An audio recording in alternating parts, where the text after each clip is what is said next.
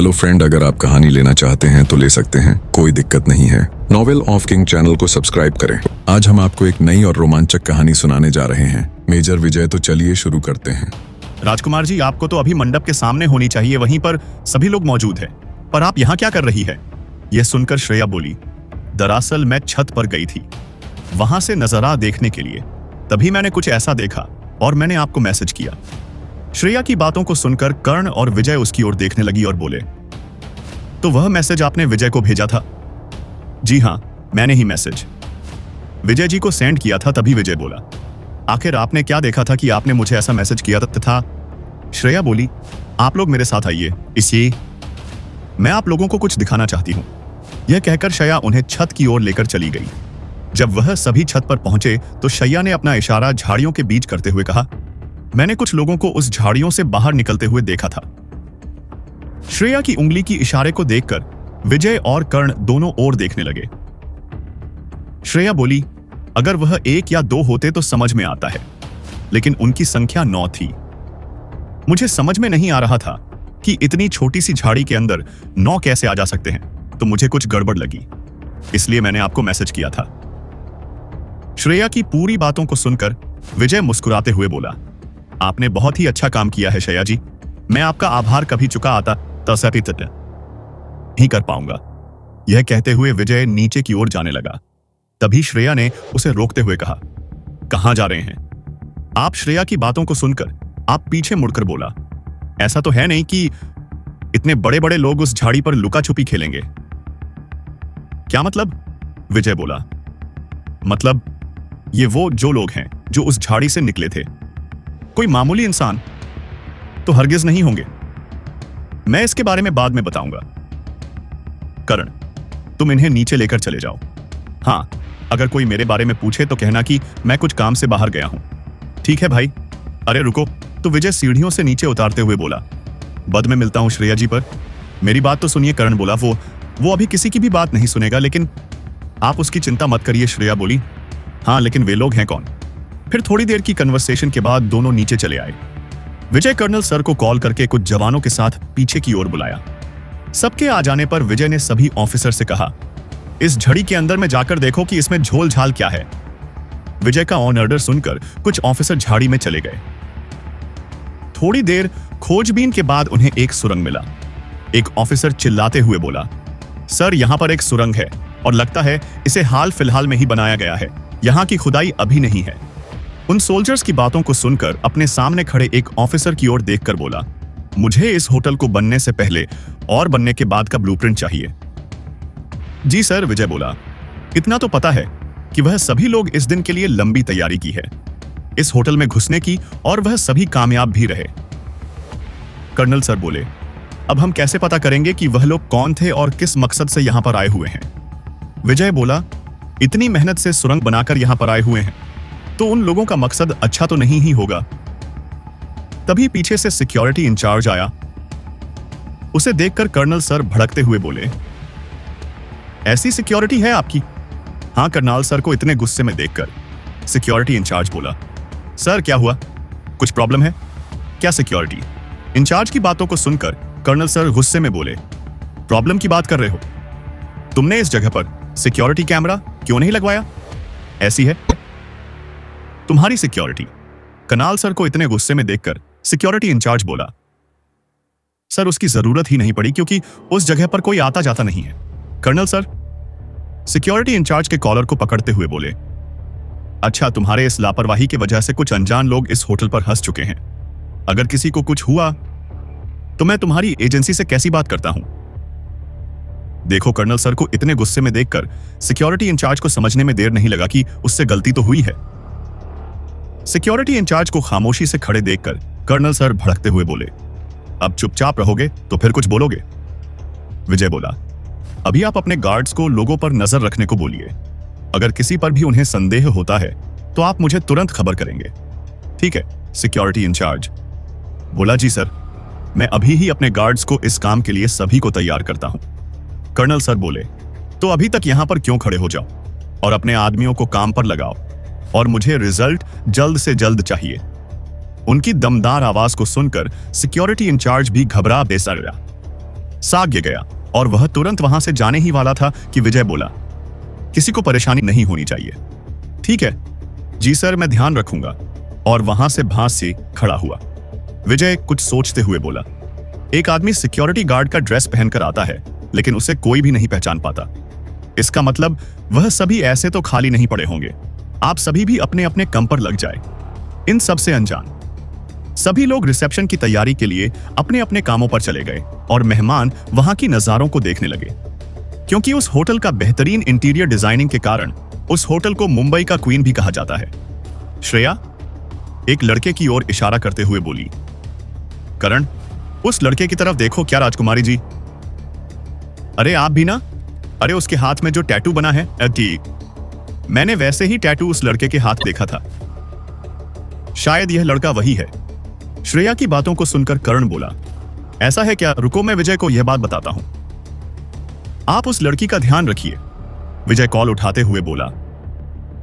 हां करण बोलो। करण बोला, भाई शैया ने जिन लोगों को देखा था शायद उनमें से एक को उन्होंने पहचान लिया है।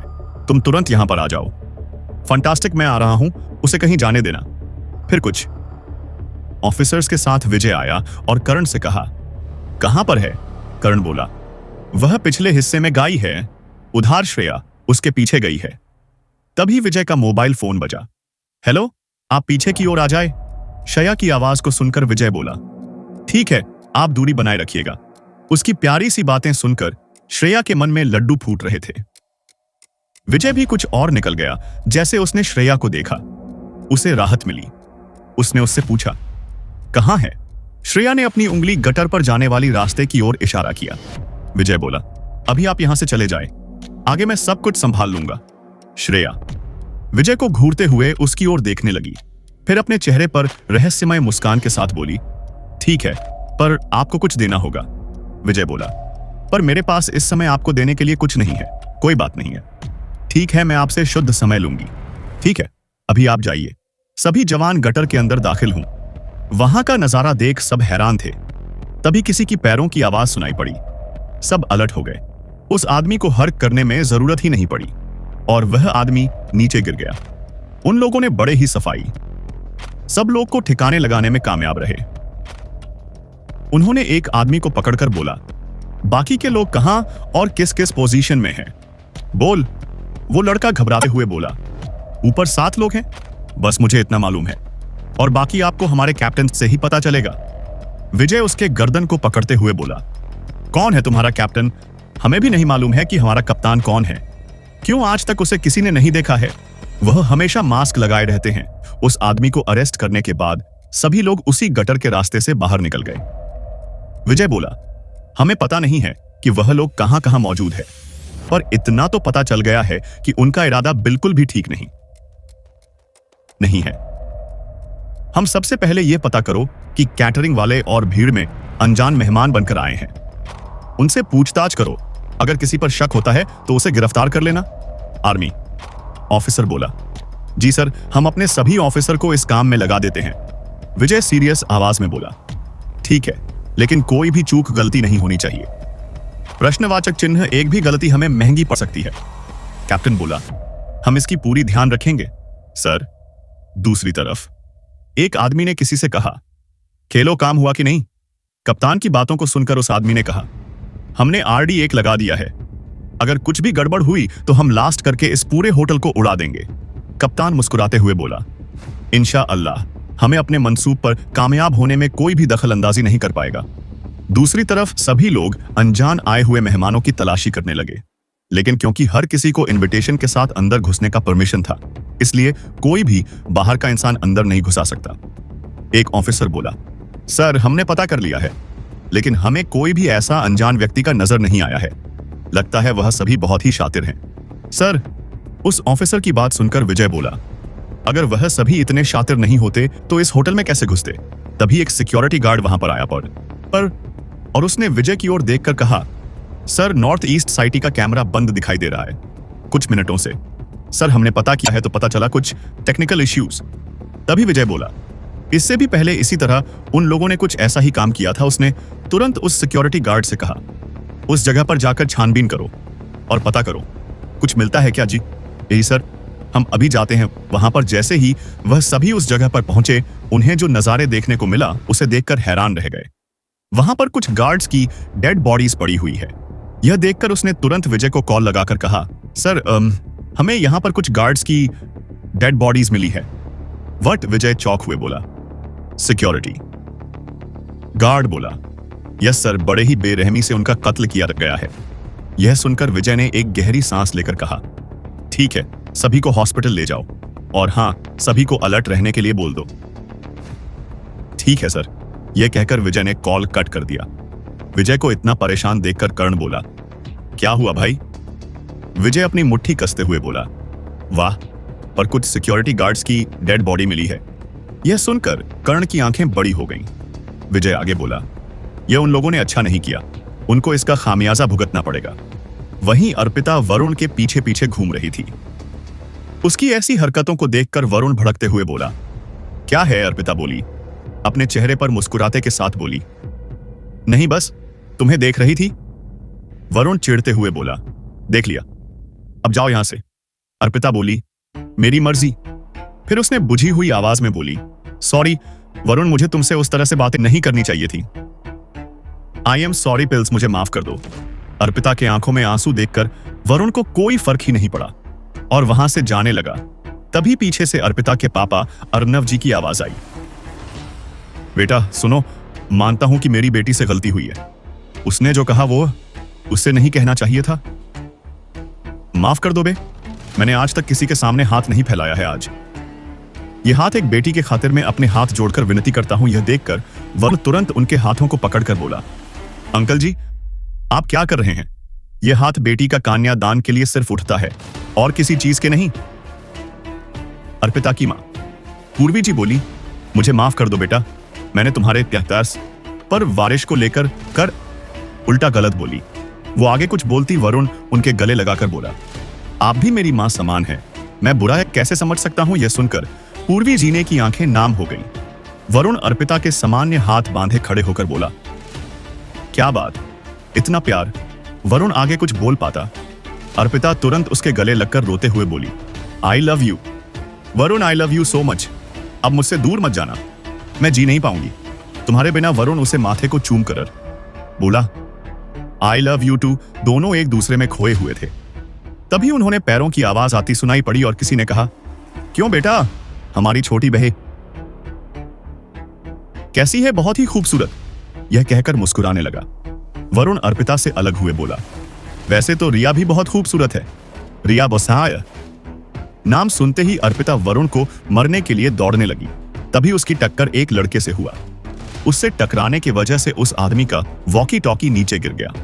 उसने उसे कहा, I am sorry sir, it's okay. यह कहकर वह वहां से जाने लगा। तभी वरुण की नजर नीचे गिरे उस मोबाइल पर पड़ी। उसने उससे लौटने के लिए मुड़ा, लेकिन वहां से वह आदमी चला गया। अर्पिता वरुण को पकड़ते हुए कहा, अब चढ़े गए, अब कहां बचकर जाओगे? अरे यार सॉरी, ठीक है, माफ कर दिया। लेकिन एक शर्त पर। अर्पित की बातों को सुनकर वरुण उसकी ओर असमंजस से देखते हुए बोला, हां बोलो। अर्पिता अपने दोनों हाथों को फोल्ड करते हुए बोली, मुझे सबके सामने तुम्हें पर्पस करनी होगी। क्या मुझसे नहीं होगा? क्यों, क्या प्रॉब्लम है? हमारे माता पिता तो मन गए हैं तो ठीक है ना यार, तो बाकियों को भी तो पता चलनी चाहिए ताकि हमारे बीच में कोई नहीं आए। पर मैं कुछ नहीं सुनना चाहती हूं। तुम अभी प्रपोज करोगे? ठीक है, वरुण बोला, ठीक है। तभी के हाथों में पकड़े हुए उस मोबाइल पर एक मैसेज आया, जिसे देखकर वरुण हैरान हो गया। वरुण बोला, तुम यहीं रुको, मैं आता हूं। यह कहते ही वह वहां से भागते हुए नीचे की ओर चला गया। अर्पिता ना समझी से उसे देखने लगी। फिर वह भी वहां से मुस्कुराते हुए चली गई। भागते हुए वरुण कर्ण से टकरा गया। कर्ण बोला, अरे भाई आराम से, कहां इतना जल्दी? वरुण हंसते हुए बोला, विजय भाई कहां पर है अंदर? यह सुनकर वह दोबारा भागने लगा। कर्ण भी उसके पीछे पीछे भागने लगा। उन दोनों को ऐसे भागते देखकर विजय बोला, क्या हुआ, तुम दोनों ऐसे भाग क्यों रहे हो? कर्ण बोला, इससे पूछो क्यों भाग रहा था। यह सुनकर विजय की ओर देखते हुए बोला, क्या हुआ? वरुण ने तुरंत मैसेज दिखाते हुए बोला, भाई ये मैसेज देखो, आपको पता चल जाएगा कि मैं ऐसे भागते हुए क्यों आ रहा हूं। जैसे ही विजय की नजरें उस मैसेज पर पड़ी वह दंग रह गया। उसने पूछा, तुम्हें यह मोबाइल फोन कहां से मिला? वरुण विजय को शुरू से उसे बताना शुरू किया। जब मुझे अर्पिता मारने के लिए दौड़ा रही थी, उस समय मैं एक आदमी से टकरा गया था जिसके जैसे उसका कुछ सामान नीचे गिर गया था। उसमें से यह मोबाइल फोन भी था। मैंने उसे वापस देने के लिए आवाज देने की कोशिश की, लेकिन वो वहां से चला गया था। विजय बोला, तुमने उसे किस जगह पर देखा था? वरुण बोला, फर्स्ट फ्लोर के रेलिंग साइड एरिया में। यह सुनते ही विजय और उसके साथ खड़े ऑफिसर उसके पीछे दौड़कर जाने लगे। विजय बोला, यही जगह है ना? वरुण बोला, हाँ भाई, यही जगह है। मैं उससे यहीं पर टकराया था। वो लोग इधर उधर देखकर छानबीन करने लगे। तभी वरुण एक आदमी की ओर इशारा करते हुए बोला, भाई वह है जिससे मैं टकराया था। विजय की नजर उसकी नजरों से मिली। उसकी नजरें फैल गईं। उसने कहा, पकड़ो उसे, बचकर जाने ना पाए। यह सुनते ही लोग उसके पीछे भागने लगे। वह आदमी अनजान बनते हुए धीरे धीरे चल रहा था, लेकिन जब उसे पता चला कि वह सभी उसी की ओर आ रहे हैं, वह भी बाब और सापुरशी भागने लगा। सिक्योरिटी इंचार्ज ने देखा कि भीड़ में से कई लोग उन्हीं लोगों के पीछे जा रहे हैं। उसे समझने में देर नहीं लगा कि यह लोग मिले हुए हैं। उसने अपने गार्ड्स को इशारा किया और वे सभी भी उनके पीछे दौड़ पड़े। सामने से अचानक करण उस आदमी के आगे खड़ा हो गया और बोला, अरे भाई साहब, इतनी भी जाजदी क्या है? यहां पर कोई रेस तो नहीं हो रहा है कि आप ऐसे भागने लग जाओ? यह कहते ही उसने एक लात उस आदमी के पेट पर जड़ दिया, जिसके वजह से वह आदमी फर्श पर मुंह के बल गिर गया और कहाने लगा। मिलिट्री वालों ने उसे चारों ओर से घेर रखा था। उसे एक कमरे में ले जाया गया। उस आदमी ने कहा, मैंने क्या किया है सर? आप लोग ने मुझे क्यों पकड़ कर रखा है? करण उसके पास आकर बोला, जब तुमने कोई गलती ही नहीं की थी तो ऐसे भाग क्यों रहे थे? हमें देखकर वह आदमी बोला, मुझे लगा कि आप लोग किसी को ढूंढ रहे हैं या फिर किसी को मारना चाहते हैं, इसलिए मैं भी आप लोगों को देखकर डर गया और भागने लगा। अच्छा, ऐसा बात है। तभी कुछ सिक्योरिटी ऑफिसर्स ने 6 लोगों को उसके सामने पटक दिया। करण बोला, यही है ना तुम्हारा साथी? तुम ही लोग हो ना जो उस टनल से आए थे? यह सुनते ही वह आदमी उसकी ओर देखने लगा और बोला, आप लोगों को कोई गलतफहमी हुई है। गलतफहमी उसका भी पता चल जाएगा। यह कहते ही एक ऑफिसर ने उसके मुंह पर एक मुख का जड़ दिया, जिसके वजह से उसका मुंह से खून निकलने लगा। आप लोग ये अच्छा नहीं कर रहे हैं। हम अपने बॉस से आप लोगों का कंप्लेंट करेंगे। यह सुनकर विजय बोला, तुम्हारा बॉस यानी कि यहूदी खान? यहूदी खान का नाम सुनते ही उस आदमी का चेहरा तुरंत बदल गया और बोला, यहूदी खान? कौन यहूदी खान? मैं किसी यहूदी खान को नहीं जानता। विजय बोला, अच्छा, पर तुमने तो उसको छुड़ाने के लिए कश्मीर में अटैक करवाया, दिल्ली में होटल हाईजैक करवाया, और अभी यहां पर शादी में आकर यह ऐलान करना चाहते हो कि अगर हमने यहूदी खान को नहीं छुड़ाया तो तुम लोग कुछ भी कर सकते हो। यही कहना चाहते हो ना तुम? वह आदमी गुस्से से चीख कर बोला, हाँ, हम यहूदी खान को छुड़ाने के लिए आए हैं। अगर तुम लोगों ने हमें रिहा नहीं किया तो यहां पर मौजूद सभी लोग मारे जाएंगे। मेरे एक इशारे पर यह सुनकर विजय मुस्कुराते हुए बोला, तुम लोग इस गटर पर अपना अड्डा जमाए हुए था उषा। हमने उस जगह को तबाह कर दिया है। और बच्चे, तुम्हारे वो 2 साथी, उसमें से एक मारा गया और एक अभी भी जिंदा है, लेकिन बस थोड़ी ही समय का देर है। यह सुनते ही वह आदमी उस कुर्सी पर फड़फड़ाने लगा और बोला, अगर तुमने किसी को भी हाथ लगाया तो तुम अपने परिवार को खोते हुए देखोगे। कर्नल सर आते हुए बोले, इतनी भी जल्दी क्या है? यह सुनकर वह आदमी दरवाजे की ओर देखने लगे, जहां पर कर्नल सर और कुछ लोगों के साथ खड़े हुए थे, जिनके हाथों पर ब्लैक सूटकेस हाथ में ले रखे थे, और सूटकेस को लाकर उस आदमी के सामने रख दिए और बोले, तुम्हारा मास्टर प्लान यही है ना? यह कहते हुए उन्होंने सूटकेस खोल दिया, जहां पर 200 किलो का RDX बूम रखा था। यह देखकर उस आदमी का चेहरा तुरंत बदल गया। उसने कहा, तुम्हें कैसे पता चला कि हमने बम कहां प्लांट किया है? विजय बोला, हम तुम्हारे जैसे बेवकूफ नहीं हैं जो यूं ही RDX बूम को किसी ऐसी जगह में रख दे जहां पर बम डिटेक्टर उसे ढूंढ सकता है। यही एक गलती के कारण तुम लोग आज पकड़े गए हो। इन सभी को पीछे के दरवाजे से आर्मी हेडक्वार्टर लेकर चले जाए। अगर कुछ भी उल्टा सीधा करने की कोशिश करें तो बिना सोचे गोली मार देना।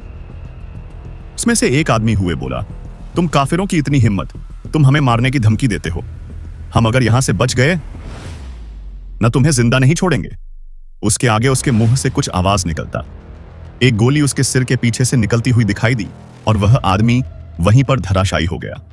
अपने एक साथी को मरते हुए देखकर कप्तान चिकते हुए बोला, तुम्हारी हिम्मत कैसे हुई मेरे आदमियों को गोली मारने की विजय? बोला, मैं तुम्हें भी गोली मार सकता हूं, समझे? ज्यादा उड़ने की कोशिश मत करना। मैंने ना जाने आज तक कितने ही आतंकवादियों को अपने इन्हीं हाथों से यमलोक का दर्शन करवाया है। भले ही अभी मैं छुट्टी पर हूं, इसीलिए यह नहीं चाहता कि एक भी इंसान मेरे हाथों से ना मरे, तो इसका ध्यान रखना। और हां, अपने आकाओं को मेरी तरफ से एक संदेश भेज देना। अगर मौका मिला तो भेज देना। पिछली बार तो मैंने उनके घर में घुसकर उनके आदमियों को उठाकर लेकर आया था, लेकिन इस बार उन्हें उठाकर नहीं, बल्कि निस्त नाबूद करके आऊंगा। और हां, मेरे एक बात हमेशा याद रखना सिंह, तुम्हारी जो यह चाहत है वह कभी पूरी नहीं होगी। चाहे मैं मर भी क्यों ना जाऊं, तो मेरे जगह पर कोई और रहेगा जो तुम जैसे लोगों को रोकेगा। ले जाओ इन सबको, और हां, इनकी खातिरदारी में कोई कमी मत रखना। मैं कला आऊंगा। खुद इनकी खातिरदारी करने के लिए उन सभी आतंकवादियों को आर्मी के ट्रक में हथकड़ी पहनाकर पीछे के दरवाजे से ले जाया गया, ताकि किसी को कुछ दिक्कत ना हो। कर्नल सर बोले, एक बार तुमने फिर यह साबित कर ही दिया बेटा कि तुम्हारे होते हुए इस भारत मां को कोई भी नहीं छू पाएगा। तभी आदित्य वहां पर आया और विजय से कहा, भैया आपको अर्जुन भाव भी ढूंढ रहे हैं। ठीक है, मैं थोड़ी देर में आ रहा हूं। अतुल बोला, नहीं भैया, अभी बुलाया है। आप उन्हें कब से दिखाई नहीं दे रहे थे, इसलिए परेशान हो रहे हैं। विजय बोला, उनसे कहो मैं कर्नल सर के साथ हूं, कुछ देर में हम आ जाएंगे। ठीक है भैया, आप आ जाइएगा, हम राह देख रहे हैं। सभी लोग तैयार हैं, अब रिसेप्शन शुरू होने वाला है। ठीक है, मैं तुम लोगों को रिसेप्शन में ही मिलता हूं। ठीक है भैया, हम जाते हैं उन दोनों के। वहां से जाने के बाद कर्ण बोला, चलो भाई, तुम्हारे भैया की शादी हो गई और किसी को कुछ पता ही नहीं चला इस घटना के बारे में। यह सुनकर विजय ने अपना सिर हिलाया। वरुण बोला, लेकिन भैया एक प्रॉब्लम हो गया है। उसकी बातों को सुनकर सभी लोग वरुण को घूर कर देखने लगे और एक साथ बोले, कैसी प्रॉब्लम? वरुण बोला, भाई वो दरअसल अर्पिता मुझे चाहती है। यह सुनकर कर्ण बोला, हाँ ये तो अच्छी बात है, तो इसमें प्रॉब्लम क्या है? वरुण बोला, भैया मैं भी उसे बहुत ही ज्यादा चाहता हूं और उसके मम्मी पापा और मेरे मम्मी पापा भी हम दोनों के रिश्ते के लिए तैयार हैं। यह सुनते ही कर्ण उसकी ओर देखकर बोला, वाह बेटे वाह, तुम तो बहुत तेज हो। तुमने तो लड़की पटा भी लिया और मम्मी डैडी को राजी भी कर लिया। मुझे तुम पर नाज है। तभी पीछे से एक कठोर आवाज सुनाई पड़ी, तुम्हारा भाई बहुत तेज है, लेकिन तुम कछुए से भी ज्यादा स्लो हो। यह सुनते ही सभी ने पीछे घूमकर देखा, जहां पर रागिनी खड़ी होकर कर्ण को घूर कर देख रही थी। वो बोली, सीखो, तुम्हारे छोटे भाई से सीखो। उसकी प्रेम की नैया आगे चल पड़ी है और हमारी वहीं की वहीं रुकी हुई है। कुछ सोचो इसके बारे में, वरना मैं किसी और की हो जाऊंगी और तुम मुंह ताकते रहोगे। जब मेरे बच्चे आ जाएंगे और तुम्हें चाचा चाचा कहकर पुकारेंगे, तब जाकर अपने प्यार का इजहार करोगे। रागिनी की बातों को सुनकर सभी लोग हंसने लगे और रागिनी कर्ण को घर कर देखने लगी। तभी अर्पिता आते हुए बोली, वरुण चलो, तुम्हारी बारी आ गई है।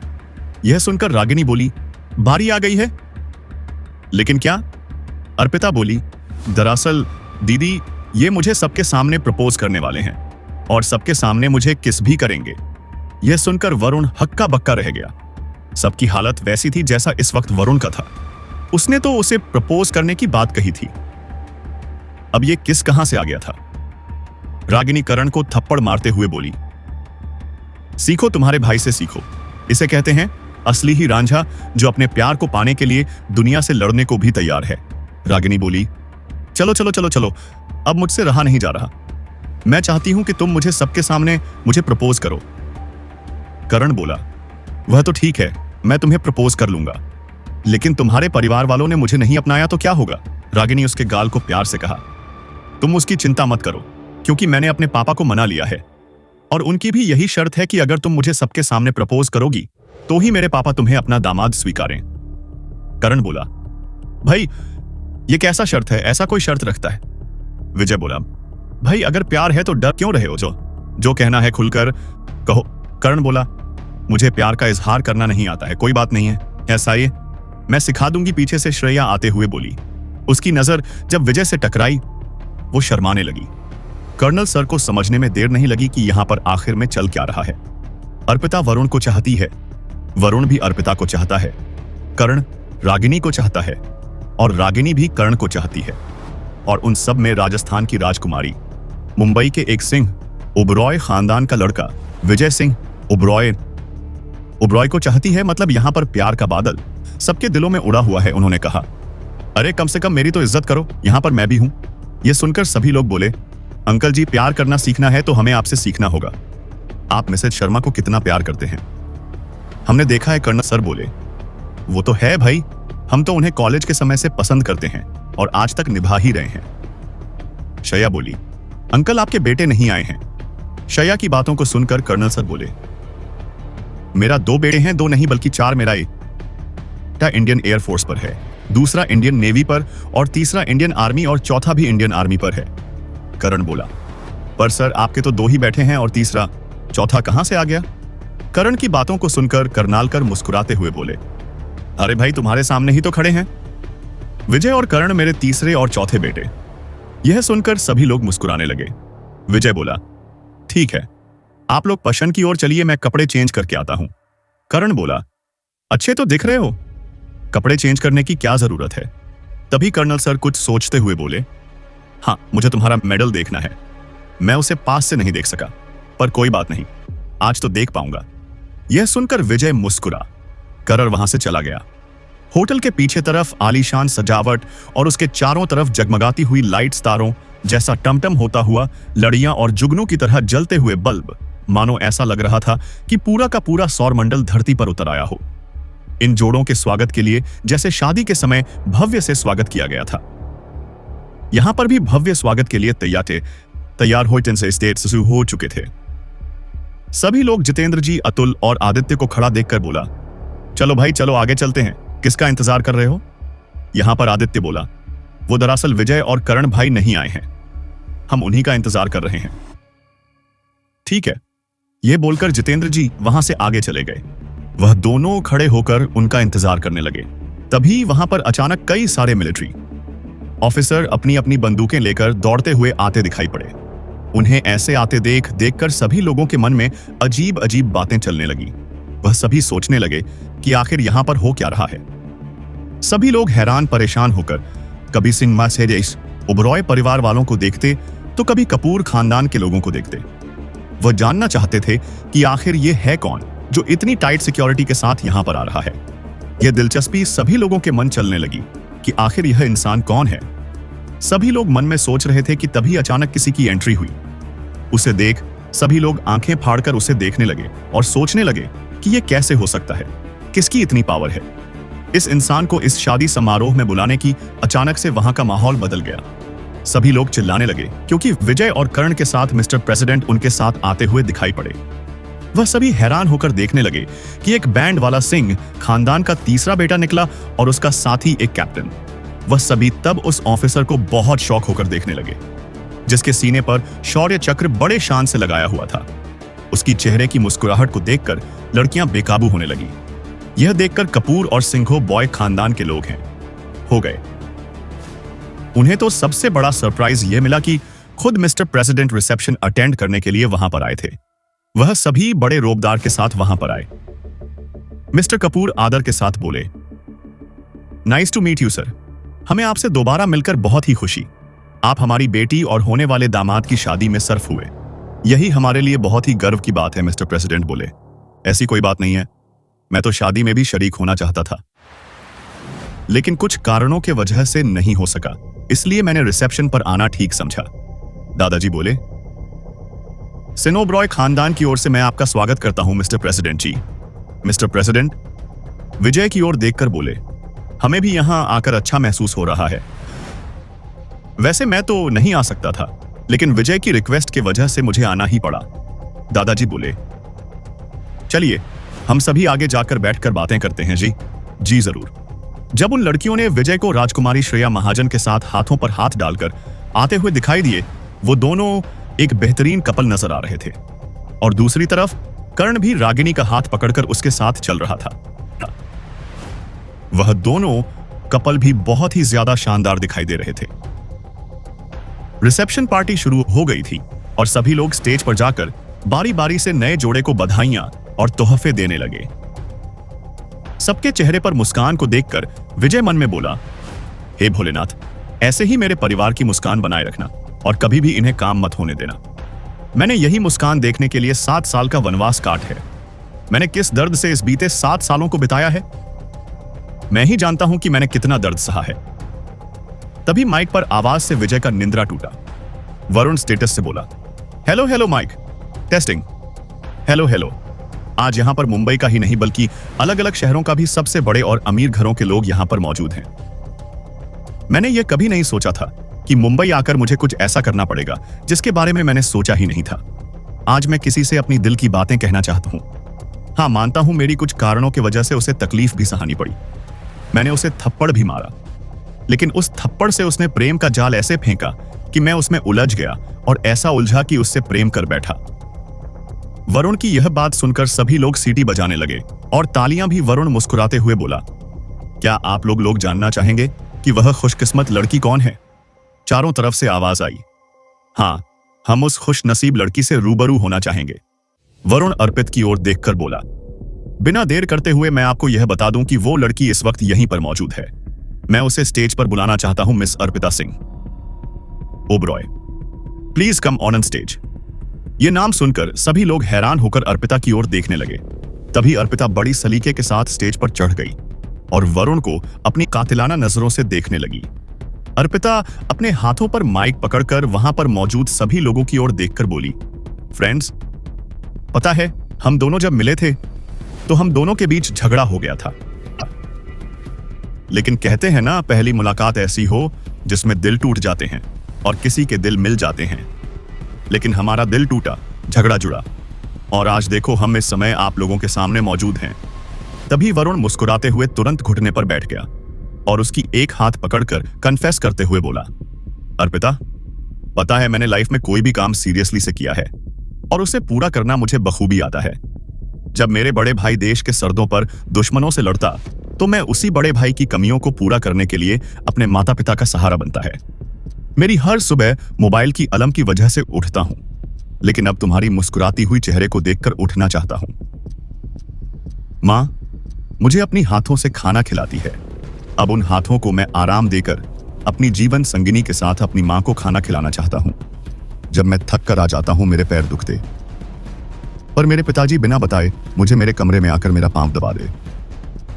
उस जगह पर मैं अपने पापा को रखकर तुम्हारे साथ उनका पांव दबाना चाहता हूं। जब मैं थक कर काम से लौट कर आऊंगा तो तुम्हारी प्यारी सी मुस्कुराहट को देखकर अपनी थकावट दूर भगाना चाहता हूं। उस ठंडी सुबह की तरह जब उसकी बूंदें किसी पर गिरती हैं तो उसे जो ठंड लगती है, उस समय मैं तुम्हारी गर्माहट का एहसास करना चाहता हूं। अर्पिता, मैं तुम्हें इतना चाहता हूं कि तुम्हारे लिए बहुत कुछ कर सकता हूं, लेकिन जान नहीं दे सकता क्योंकि होश में तो हैं। श्रेया विजय की ओर देखकर मुस्कुराते हुए वो बोली, जी हाँ, मैं पूरे होशों में हूं। अगर आप मेरे यह 2 ख्वाहिशें पूरी कर देंगे तो मैं आगे आपसे कुछ नहीं मांगूंगी। अच्छा, इससे आगे क्या होगा आपको खबर है? श्रेया मुस्कुराते हुए बोली। क्यों डर गए?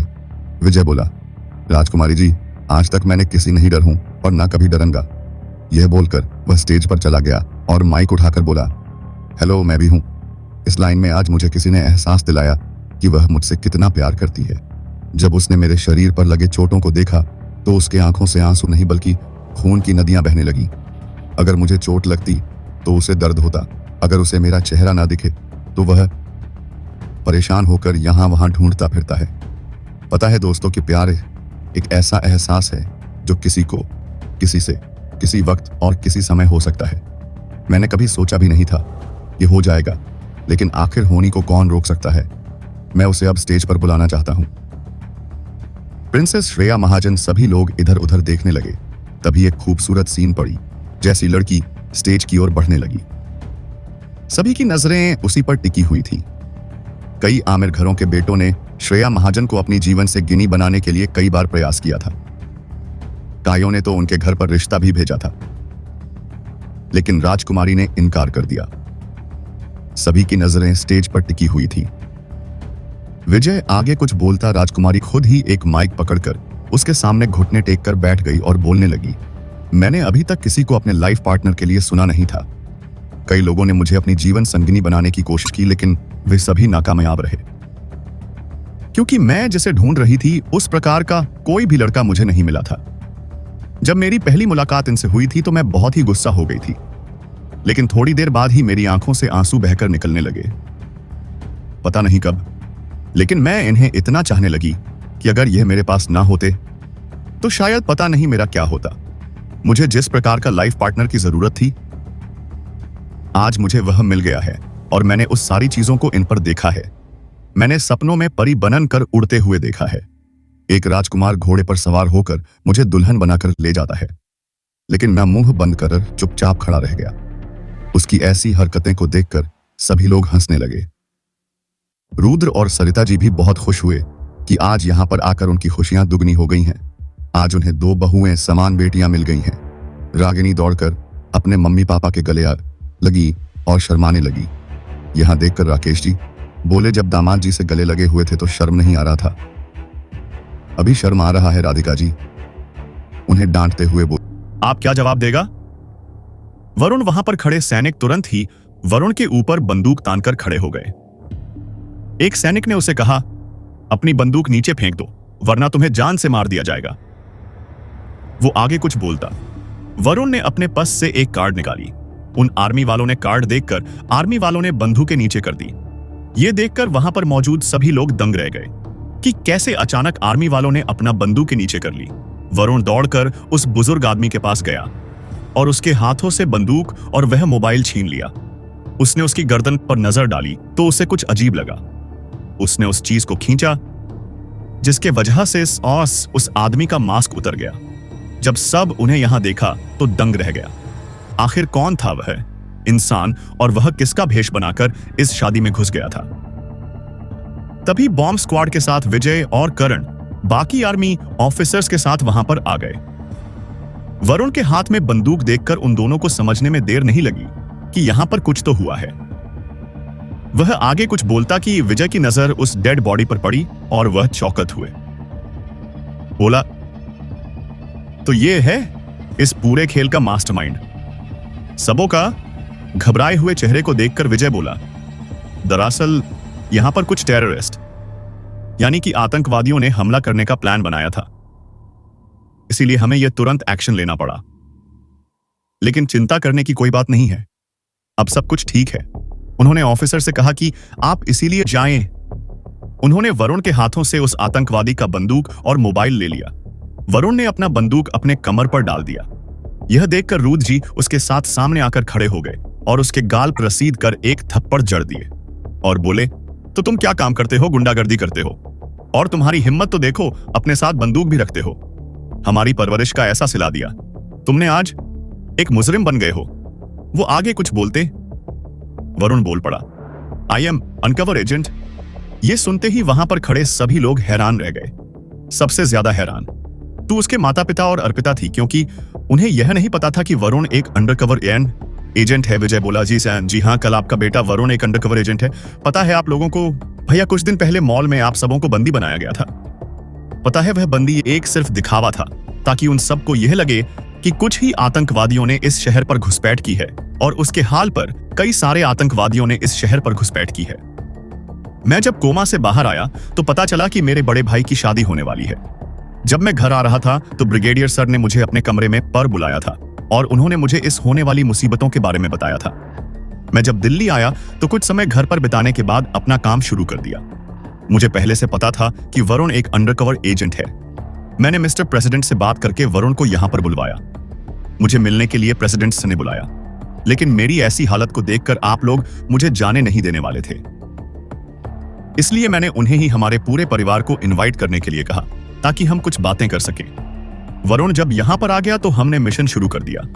यहां पर कम से कम 30 से भी ज्यादा आतंकवादी घुस चुके थे। हमारे शहर पर बहुत ही बड़ा खतरा मंडरा रहा था। हमने एक ही रात में कई सारे काम कर दिए। विजय हंसते हुए बोला, आपको तो यह भी पता नहीं होगा कि इस शादी में भी आतंकवादी घुस चुके थे। एक नहीं बल्कि 10 आतंकवादी।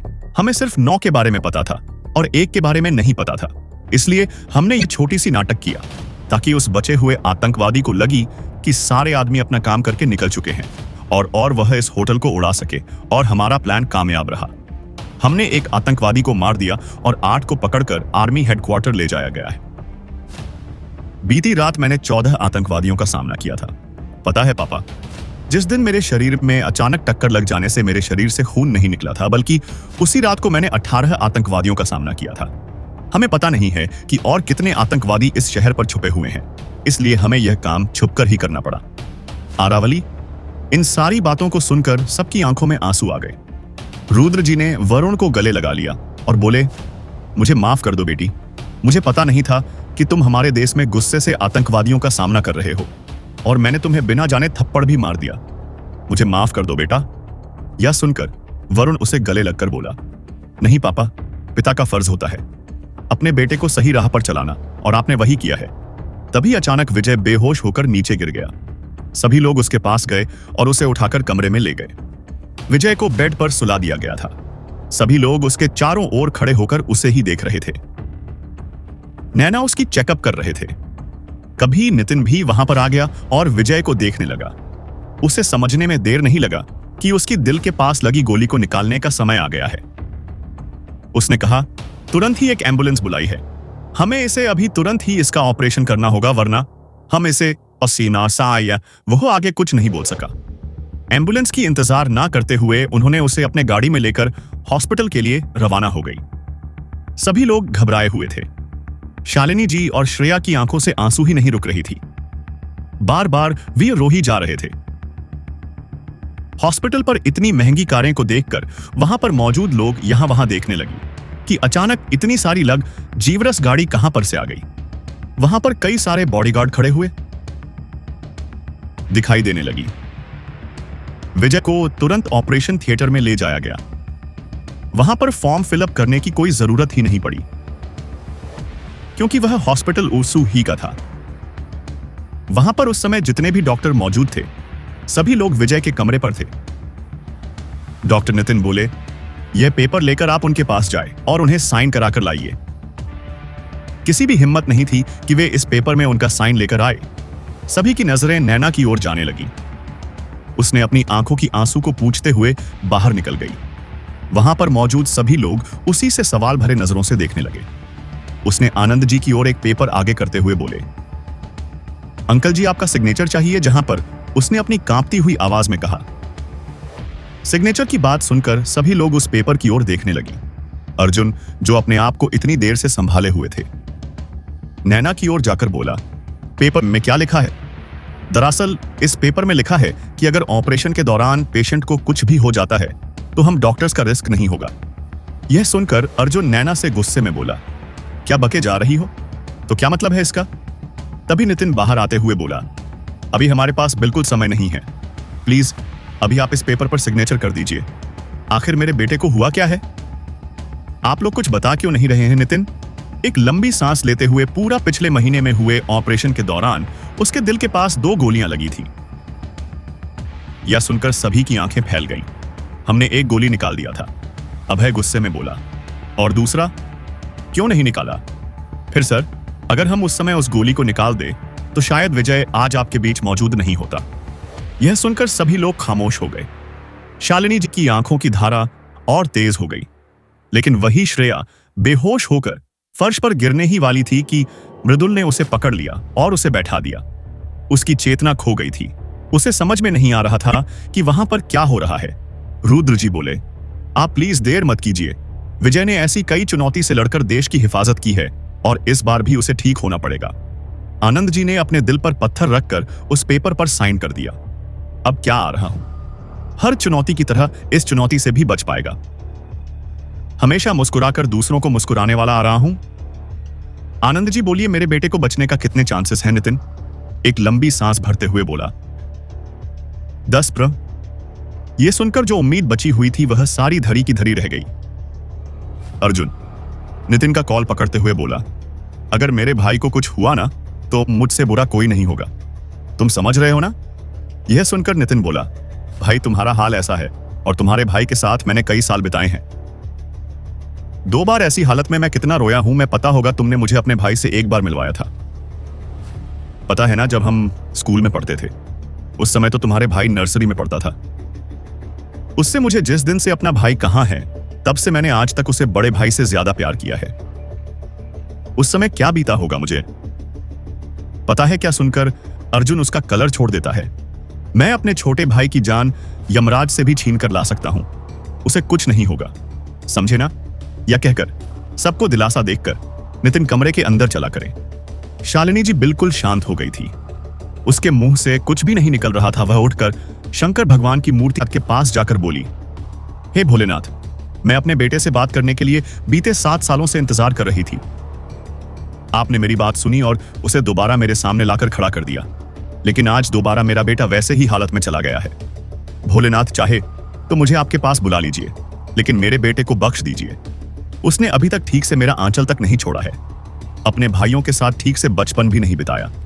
उसे हमने नाकारा, लेकिन उसने हमसे सबसे ज्यादा प्यार किया। मैं उसे उसकी तरफ ज्यादा ध्यान नहीं दे रही थी ताकि वह कुछ करें और सुधर जाए। उसकी नादानियां पता नहीं कब से ऐसी हो गई और वह हमें छोड़कर इतनी दूर चला गया। आपने जैसे मेरे बच्चे को मेरे पास भेज दिया, मैं चाहती हूं कि आप भी वैसे मेरे बेटे को मेरे पास वापस भेज दें। भोलेनाथ, मैं आपसे कुछ नहीं मांगूंगी, मैं आपसे कुछ नहीं मांगूंगी। और वह फर्श पर बैठकर रोने लगी। आनंद जी उसे संभालते हुए बोली, अगर तुम ऐसे ही टूट जाओगी तो हमारे बाकी के बच्चों को कौन संभालेगा? यह सुनकर उन्हें भी ख्याल आया कि उनकी बच्ची का भी क्या हाल हुआ होगा। वह तो टूट चुके होंगे। उसने तुरंत उठकर वार्ड की ओर चल दिए, जहां पर उसके सारे बच्चे उसी का इंतजार कर रहे थे। उसकी नजरें जब श्रेया पर पड़ी तो वह उसे गले लगाकर सांत्वना देने लगी। कुछ ही घंटों पहले उन्होंने अपने को जीवन साथी होने का वादा किया था और कुछ ही घंटों के बाद ये ऐसे अवस्था में पहुंच गए। उन्होंने अपनी नजरें सभी तरफ उठाई जब उनकी नजरें कर्ण से चाक उससे इस मेरी, जहां वो सबसे बिल्कुल अलग ही अंदाज में वहां पर खड़ा हुआ था। वो उसके सामने आकर बोली, तुम इतने पत्थर दिल कैसे हो सकते हो? हम सबों की आंखों में आंसू भरा हुआ है, पर तुम्हारे आंखों में एक भी आंसू नहीं है। सुनकर कर्म मुस्कुराते हुए बोला, पता है आंटी, जब भी हम मिशन पर जाते हैं तो विजय मुझे एक बात कहता, भाई अगर मैं कहीं किस जगह पर शहीद हो जाऊं तो मेरी अस्थियां मेरे घर तक पहुंचा देना। तो मैं कहता हूं कि तुम्हें मरने से पहले मेरी जान लेनी होगी। और आप ही बताएं आंटी, अभी तक मैं जिंदा हूं तो वह कैसे मुझे छोड़कर जा सकता है? विजय का यह 5वां बार है जब वह कोमा में गया है। ऐसा लगता है कि कोमा में जाना उसके लिए एक खेल बन गया है। आप बिल्कुल की फिक्र ना करें, उसे कुछ नहीं होगा। सभी इंतजार कर रहे थे कि कब गेट खुले और विजय को देख सके। कुछ नर्स से अंदर बाहर हो रही थी, लेकिन उन्हें कुछ जवाब नहीं दे रहे थे। सुबह हो चुकी थी। बाहर में इतने लिमिटेड एडिशन कार्स को देखकर वहां पर भीड़ लग गया था। जब कई लोगों ने हॉस्पिटल के अंदर दाखिल किया तो उन्हें चारों तरफ बॉडीगार्ड ही नजर आए हैं। ठीक उसी समय मिलिट्री वालों की 5 ट्रक वहां पर आ गई और सभी ने पूरे हॉस्पिटल को घेर लिया ताकि कोई भी अनजान व्यक्ति हॉस्पिटल के अंदर ना जाने पाए। इतनी टाइट सिक्योरिटी को देखकर लोग हैरान थे कि ऐसा कौन व्यक्ति है जिसे गार्ड करने के लिए बॉडीगार्ड, मिलिट्री और पुलिस सब यहां तैनात थे। सुबह के 10 बजे बजने वाले थे, लेकिन अभी तक दरवाजा नहीं खुला था। सबों ने देखा कि लाइट बंद हो गई है। नितिन के साथ बाकी डॉक्टर भी बाहर आए। उनकी चेहरे की नाखुशी देखकर उन्हें डर लगने लगा। अर्जुन घबराते हुए नितिन के पास जाकर बोला, क्या बात है भाई, इतनी खामोश क्यों हो तुम? सभी उसके लड़खड़ाते हुए आवाज को सुनकर नितिन एक गहरी सांस लेकर बोला, विजय कोमा में चला गया है, तो उसे कब तक हो आएगा भाई? विजय 4 बार कोमा में चला गया है, कभी आधे महीने तो कभी 1 महीने के बाद उसे होश आया है, लेकिन इस बार यह कहते हुए उसकी जुबान लड़खड़ा लगी। यह सुनकर अर्जुन चीखते हुए बोला, आखिर बात क्या है? तुम क्या छुपा रहे हो? उसके दिल पर गोली लगी थी। यह सुनकर सब पिन ड्रॉप साइलेंस हो गई। श्रेया जो खुद को संभाल कर बैठी हुई थी, अब उसे ना कुछ सुनाई दे रहा था और ना कुछ दिखाई भी दे रहा था। शालिनी जी बदहवास होकर फर्श पर गिर गई। उसे लोग संभालने लगे और दोनों को कमरे के अंदर लेकर आराम करवाने लगे। मैं यह तो नहीं कह सकता कि उसे कब तक होश आएगा, लेकिन अगर 24 घंटों के अंदर या 1 महीने के अंदर उसे होश नहीं आया तो मैं यह नहीं बता पाऊंगा कि उसे कब तक आएगा। ऐसी सिचुएशन में पेशेंट लंबे समय के लिए गहरी नींद में चला जाता है। जब कोई पेशेंट ऐसे सिचुएशन में पड़ जाता है तो लोग ज्यादातर उसे मरा हुआ ही समझते हैं और उसे दफन कर देते हैं। वहां से आगे कुछ बोलता है क्या? एक जोरदार आवाज उसकी गाल पर। मेरा भाई हमें छोड़कर नहीं जा सकता। उसका इतना ही कहना था कि बाकी के लोगों आंसू नदी की तरह बहने लगी। वे सभी विजय को दरवाजे के पास बने कांच से देखने लगी, जहां विजय मशीनों से गिरा हुआ था। हर कोई उससे मिलना चाहता था, उससे बातें करना चाहता था, लेकिन कोई उसे मिल नहीं सका, क्योंकि उसकी ऐसी हालत देखकर उसके पास जाने का हिम्मत कोई नहीं कर रहा था। ऑपरेशन किए हुए 24 घंटे होने वाले थे। सारे डॉक्टर अंदर मौजूद थे। उन्होंने मशीन की ओर देखकर रिपोर्ट तैयार करने लगे और बोली, अगर ईश्वर की दुआ हो तो क्या इंसान मौत पर भी विजय पा सकता है? बाकियों की हाल लीलाओं देखकर अर्जुन ने सभी को घर भेज दिया था। वैसे भी घर नहीं जाना चाहते थे, लेकिन अर्जुन के रिक्विजिट करने के बाद वे सभी लोग सिम्बो बॉय मेंशन की ओर चले गए। आज उस घर पर एक खुशी भरा माहौल होना चाहिए था, जहां एक नई दुल्हन घर प्रवेश करके घर वालों के लिए खुशियां लाती, लेकिन यहां पर माहौल ही कुछ अलग था। डॉक्टर्स की सारी टीमों को बाहर आते देख अर्जुन बोला, क्या हुआ डॉक्टर, सब ठीक है ना? यह सुनकर नितिन सामने आकर बोला, सॉरी भाई। अर्जुन उसकी ओर घूमकर बोला, क्या मतलब यह कि विजय अब भी विजिटर स्टेज पर है? यह सुनकर अर्जुन के पैरों तले जमीन खिसक गया। नितिन बोला, अब उसे कब होश में आएगा? हम कुछ नहीं बता सकते, चाहे 1 साल या 20 साल। अर्जुन की आंखों पर अंधेरा छाने लगा। अभय तुरंत उसे संभाल कर चेयर पर बैठा दिया। अर्जुन खुद को रोकते हुए भी अपने आंसुओं को रोक नहीं सका और फूट फूट कर रोने लगा। सभी डॉक्टर्स वहां से चले गए। बस नितिन और नैना उन दोनों के पास रहकर उन्हें संभालने लगे। 1 हफ्ते के बाद तुम उसे घर पर ही रखकर ट्रीटमेंट दे सकते हो। अभय ने अपना सर हां पर हिलाया। जब पूरे परिवार वालों को इस खबर के बारे में पता चला, मानो उनकी दुनिया ही उजड़ गई है। वाह बेटा, जो कई सालों से घर नहीं लौटा और आज उसकी ऐसी हालत है कि उसके पास रहकर भी वे उसे छू नहीं सकते। 1 हफ्ते के बाद विजय को घर से ही ट्रीटमेंट देने की छुट्टी मिल गई थी और उसे उसके कमरे में शिफ्ट कर दिया गया था। वरुण ने भी अपना ट्रांसफर इसी शहर में रहकर अपने भैया की देखभाल करने का जिम्मा उठाया। रूद जी भी मन मारकर भी यहां से जा नहीं पाए और वहीं पर रहने लगे। श्रेया की बिगड़ती सेहत को देखकर महाजन जी उन्हें वापस से राजस्थान ले गए ताकि उसे रिकवर होने का मौका मिले। सब कुछ अपने आप चलने लगा और समय बीते गया। हर कोई अपने अपने कामों में जाने लगा और काम की बात आ राव के पास रहकर अपना समय बिताता था। महीना बीत चुका था, लेकिन विजय के शरीर में कुछ हलचल नहीं हुआ था। विदेशों से कई सारे स्पेशलिस्ट डॉक्टर को बुलाया गया था। उन्होंने भी अपना हाथ खड़े कर दिया था। अब सिर्फ भगवान पर भरोसा किया जा सकता है और किसी पर नहीं। कारण आधी रात को 12 बजे विजय की बेड के पास गया और उसने उसके हाथों पर एक चाकू रख दिया और उसके सामने एक केक रख दिया और खुद से ही बुझाकर विजय के मुंह पर छोटी सी टुकड़ा मुंह में लगाकर उसे खा लिया और बोला, हैप्पी बर्थडे मेरे भाई, जल्दी से ठीक हो जाना। उसने वहां पर अपना गिफ्ट रख दिया और सोफे पर जाकर वहीं पर लेट गया। सुबह नैना वहां पर पहुंची और एक लाल कलर की बॉक्स को देखकर उसके पास गई, जहां पर लिखा हुआ था, हैप्पी बर्थडे मेरे भाई।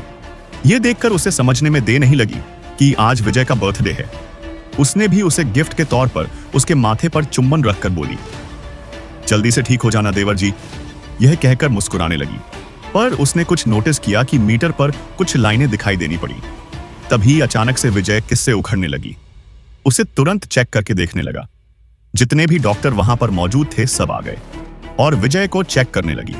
परिवार वाले भी वहां आकर खड़े हो गए और विजय को देखने लगे कि आखिर क्या हो रहा है।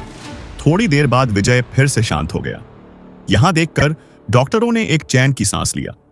उसने सभी डॉक्टर की ओर देखकर कहा, अगर इंसान हो तो इसका जैसा मौत को भी छूकर वापस आ गया है। कर्ण, जो वहीं पर सोया हुआ था, उसने देखा तो उनसे पूछने लगा कि क्या बात है। नितिन ने उसे गले लगा लिया और कहा, चलो बताता हूं। यह कहकर वे सभी कमरे से बाहर की ओर चले गए। सबकी परेशान भरी चेहरे को देखकर नितिन मुस्कुराते हुए बोला, विजय आप विजिट स्टेज से बाहर आ चुका है। अगर ऐसा ही चलता रहा तो उसे 1 महीने के अंदर में वहां सकता है। यह सुनकर सभी की चेहरे पर मुस्कान दौड़ पड़ी। सब एक दूसरे को गले लगा लिया और वे सभी विजय को देखने के लिए अंदर चले गए, जहां पर पहले से एक रेड बॉक्स, उसके ऊपर गुलाब का फूल लगा हुआ था। या देखकर अतुल बोला, यहां पर यह किसका है? रात को मैं लाया था। विजय के लिए यह सुनकर सभी लोग उसकी ओर देखने लगे और सब सवालिया नजरों से कुछ बोलते। उससे पहले ही करण बोल पड़ा, आप लोगों को पता नहीं है क्या, आज विजय बर्थडे। यह सुनकर शालिनी जी अपने माथे पर हाथ रखकर बोली, मैं तो भूल ही गई थी।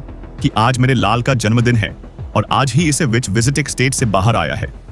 हमें खुशी है और आज हम इस खुशी को सेलिब्रेट जरूर करेंगे। क्या सुनकर सभी ने मुस्कुराने लगे। शाम को आरावली हुई थी। आज विजय का जन्मदिन मनाया जा रहा था। कर्ण मुस्कुरा रहा था क्योंकि उसे पता था कि इससे पहले विजय का जन्मदिन इस घर पर नहीं मनाया गया है। वह तो उसके जन्मदिन पर कश्मीर पर आतंकवादियों को मारने के लिए निकल जाते थे, जैसे कि शिकार पर निकले हैं। डॉक्टर नैना विजय के पास आकर उसे दोबारा से एनालाइज करने लगी। हार्ट बीट अब बिल्कुल ठीक चल रही है। इसका मतलब यह है कि यह कभी भी होश में आ सकता है। अभी हम इसका पूरा ख्याल रखना होगा। आनंद जी बोले। जी डॉक्टर साहिबा, हम पूरी ध्यान रखेंगे हमारे बच्चे का।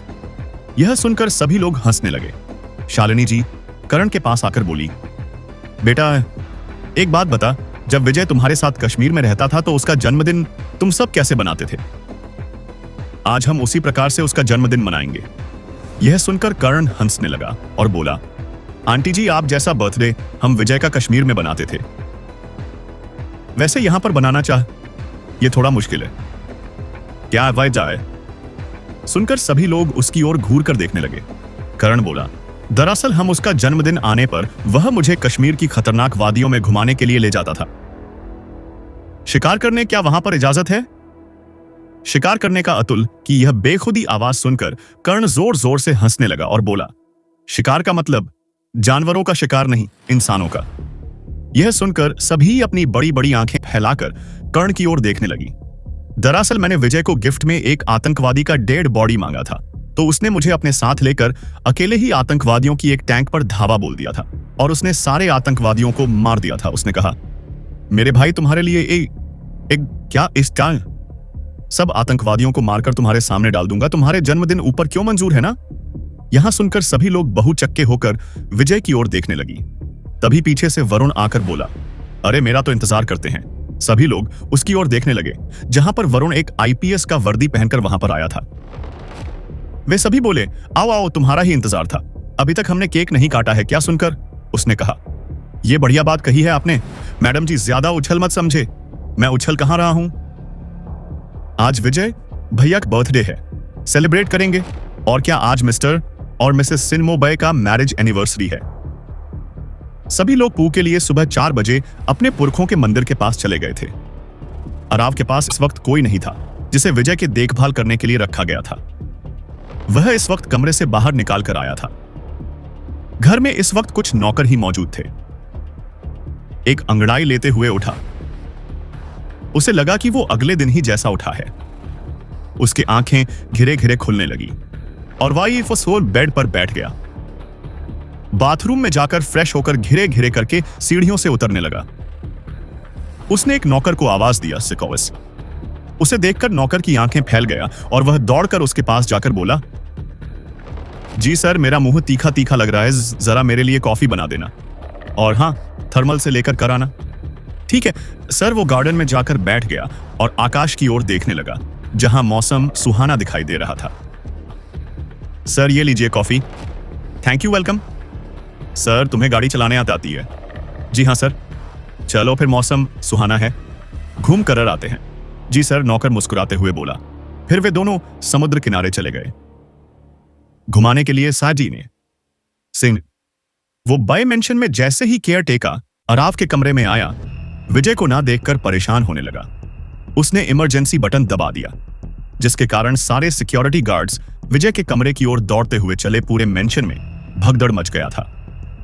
जैसे ही यह खबर मंदिर में गायब बॉडीगार्ड्स को पता चला, उन्होंने अर्जुन को पता चला। उसने बॉडीगार्ड्स की ओर देखकर बोला, मजाक कर रहे हो क्या? भी सर, अभी अभी सिंगो और ब्रॉय मेंशन से यह खबर आई है कि विजय सर अपने कमरे में नहीं है। पूजा बस खत्म ही होने वाला है, इसलिए उन्होंने पूजा खत्म करके तुरंत ही सिंग्स ऑर्मर ब्रॉय मेंशन के लिए निकल पड़ी।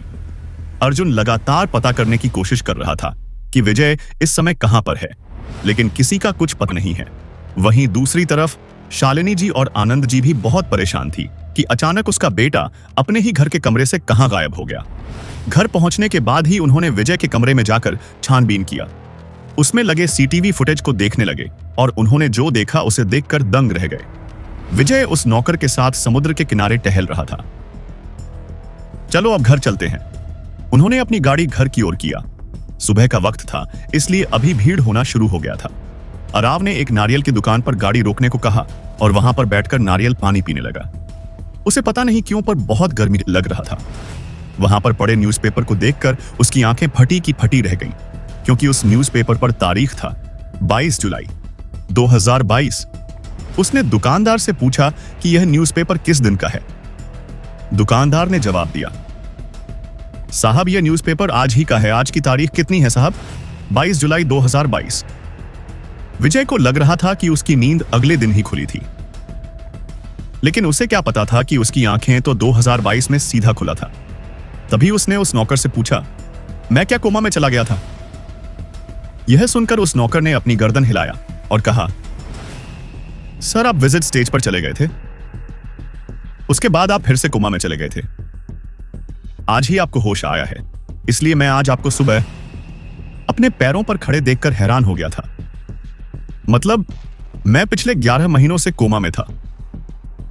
नौकर ने अपनी सहमति दिखाते हुए कहा, जी सर, आप पिछले 11 महीने से कोमा में थे, आज ही आपको होश आया है। सर मैं बता नहीं सकता कि मैं कितना खुश हूं कि यह जानकर कि आपको होश आ गया है। आपके परिवार वाले भी कितने खुश होंगे। और तो सर, आज आपके मम्मी पापा का शादी साल गिरा है। यह सुनकर विजय बोला, हाँ आज ही तो है ना, मम्मी पापा का मैरिज एनिवर्सरी।